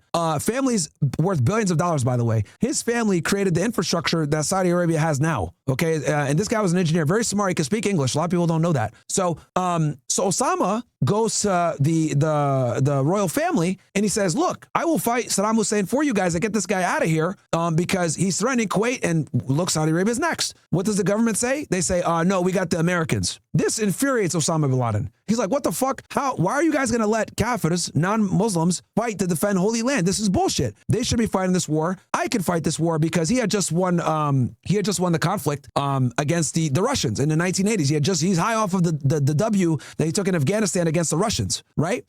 Because Osama's very rich. He was like a multimillionaire. He funded it. He was fighting there with the Mujahideen, which would later become Al-Qaeda. So he's high off his victory in the 80s against the Russians. It makes them back out. So when he comes back to Saudi Arabia, says, I could win. I had the Mujahideen. They laugh at him and they say, no, we're going to use the U.S. because at the time, the Saudis had guaranteed protection from the United States under the Nixon administration because Nixon had secured the petrodollar deal, which is what we had discussed before. So Osama starts criticizing them, saying like, how are you going to use Kafirs to defend Muslim land? This is bullshit. So they say, you know what, bro, you don't talk back to us like this. You know, in these Muslim countries, they don't have free speech. So they exile him. They kick him out of Saudi Arabia. So he's exiled to where? Sudan. He spends the 90s in Sudan. And this is where he starts to become more radicalized. And this is where he starts, having issues with the United States, starts to hate the United States, because at this time, also, it's important to note that Israel was waging wars, obviously against Palestine, against Iraq, etc. So interestingly enough, it was the Saudi Arabian exile that was a part of his radicalization to hate the United States. But everyone glosses over the fact that Osama bin Laden and Saddam Hussein were enemies, and we invaded Iraq allegedly through 9/11. So it makes no fucking sense. It's retarded. So when Pete Hegseth is saying this stupid shit here about, I was in Iraq and the Iranians supplied the weapons and shit like that. Yeah, that's partly true, but you shouldn't have been in Iraq in the fucking first place. That's the point he's missing. We should have never been there in the first place. They had nothing to do with 9/11. They had no weapons of mass destruction. That was a lie. And what do we have to show for Iraq? Nothing. A million plus dead Iraqis, thousands of dead soldiers, even more so that died when they came back here with PTSD, trillions of dollars in debt, and instability in the region that lasts till this day. Nah, chat. Hey, my man Myron is cooking, man. I ain't gonna lie, I'm about to jump off in a little bit though. Yeah, no worries. I want everybody to go check out my man. No, because I've been on for 6 hours. Chat. We got a regular stream to do later. Yo, you gonna be on still? Yeah. I'll stay on. I'm gonna do more war coverage. When you come back on, just let me know. Anytime you want to talk about this shit, bro, I could cover it all day. Hey, Myron, you're my guy. Everybody who's watching me on Kick, I need you to go to what's your Kick? It's Myron Gaines X. I could drop the link in here too. Go to kick.com/Myron Gaines X. I'm about to go take a nap, and well, I'm about to do my dogs take a nap. I will be on later on. Obviously, we're gonna still be talking about this, but I'm glad Myron came on to give us like some really good, info. I'll do more war coverage. And when you come back on, I'll give you updates. I'll give you a 24-hour, like what's been going on. Because I'm going to I'm going to be covering the conflict like hour by hour, what's going on and everything else like that. So when you come back, I got you. What time are you thinking to come back? Well, my bosses are these fucking lunatics in the chat. So just text me, bro. They're mad at me. They want me to come on earlier, but no. I'm going to let you know when. Here's the thing. Just text me, yeah. I appreciate you so much. Yo, everybody who's in my chat, listen, man, y'all all know I fuck with Myron. He's a really smart guy, always been really helpful to me, always been really good to me. And when it comes to like these topics, when it comes to the topics about law enforcement, he's always been there for us. This is one of those geopolitical global topics. Again, I think I try to do my best to give you guys a story of how you guys could understand this conflict. But if you really want to get in the weeds, which I know a lot of people who watch me, you guys want to really get in the nitty gritty and all the intricate details, you guys got to go check Myron out. Like he's gonna take you there, and I appreciate him for that. And thanks for giving me the platform, bro. Because like I know you were kind of like hey, I don't know this stuff or whatever, but dude, like our media purposely doesn't want you guys to know this stuff. So it's like I had to spend years researching this shit, talking to people that were in the region, talking to people from different angles, like me understanding how the government works as well from classification levels. Like this information isn't necessarily easy to find, and they've been suppressing it for decades, bro, for decades upon decades. So like never be ashamed to ask a question or any of this stuff. Like this stuff isn't like readily available in the West for a reason, dude. Hey, I'll say this that pretty much crystallizes everything, right? I remember a couple, probably weeks or maybe months ago when we brought you on, and obviously we cover hip hop and we cover culture and we cover like just cultural and pop culture stuff. And I remember when things that came up that brought up some of these topics, we're like, man, fuck this. Like we don't want to talk about it. We're not that fond about it. We don't care about it. We care about other things. And as the world has gone on, because intuitively everybody who tunes into my stream or your stream, they're gonna care about something. You then realize that some of these things are unavoidable. Yeah. So it was kind of like ironic, even when I'm doing a bunch of research to kind of like get a good grasp of everything happening. And I'm like, I felt like some of this stuff was what I said on stream. I was like, I don't give a fuck about, but it's unavoidable. Yeah. And the reality is that, I've been saying to people, even when I cover like business stuff, is politics as usual. Like there's a lot of trickle down effect. So like, we could have these like really lower level conversations, but if we don't like kind of look up to say, why do we keep having the same conversations, or why are we talking about this, or who's influencing that? It kind of becomes a little bit redundant, and we're not doing our job. So let me show you this right now. This is why your people should care. So right now, this is the price of a barrel of oil. So it's at we're looking at the 70 to 80 range. To put things in perspective, bro, it was like $50 before. So we're talking about a barrel of oil potentially getting to $100 very soon. And everyone is going to feel that shit at the pump, bro. So this is why like people should care about this stuff, because it will at some point have a trickle down effect and affect you. Like the war in Russia, the war in Ukraine, for example, like that increased the price of food because Ukraine is the breadbasket of Europe. So, we live in a globalized world now where conflicts in another part of the world will affect you. It might take some time, but it absolutely will come back and hurt you at some point. So that's why like people should pay a little bit of attention, especially to Middle Eastern conflicts when it comes to, because people will feel this at the pump and they will feel it in their energy bill. And it's winter right now. So it's, you got to pay for heat. Gas prices go up, Hey, and that's where I think, it's probably a little bit of a, I've been departing from like maybe previously what I've said before. And I don't want people to think that, because the quickest thing I think your audience will is you're paid off, you're doing it. No, it's like the only reason like I've been tapping in a little bit more into this is because I'm like, respectfully, I'm never going to go to Iraq. I'm never going to Iran. Yeah. I'm never going to Israel. I really don't give a fuck. However, it is ignorant to think that not because you won't care or you don't want to indulge in whatever is going on there, it's not forcibly. Mm-hmm. And it's probably, to my dismay, forcibly affecting our politics and way of life, from what stuff is going to be cost, and also for things that we're talking about. Like I did 2 days of research, and I was thinking, I was like, all right, I'm going to come in, I'm going to give you like this great story and try to really like put this in a bite-sized format for my audience. And it felt felt really shitty that I had to come, and when I was trying to come up with, well, they're going to want to know why we're doing this. And I kind of got to just say something that kind of makes me feel like other creators who, you know, they have a hot and cold relationship with them. I'm like, yo, they're kind of doing this shit for Israel, bro. Like, like this shit ain't got nothing to do with us, bro.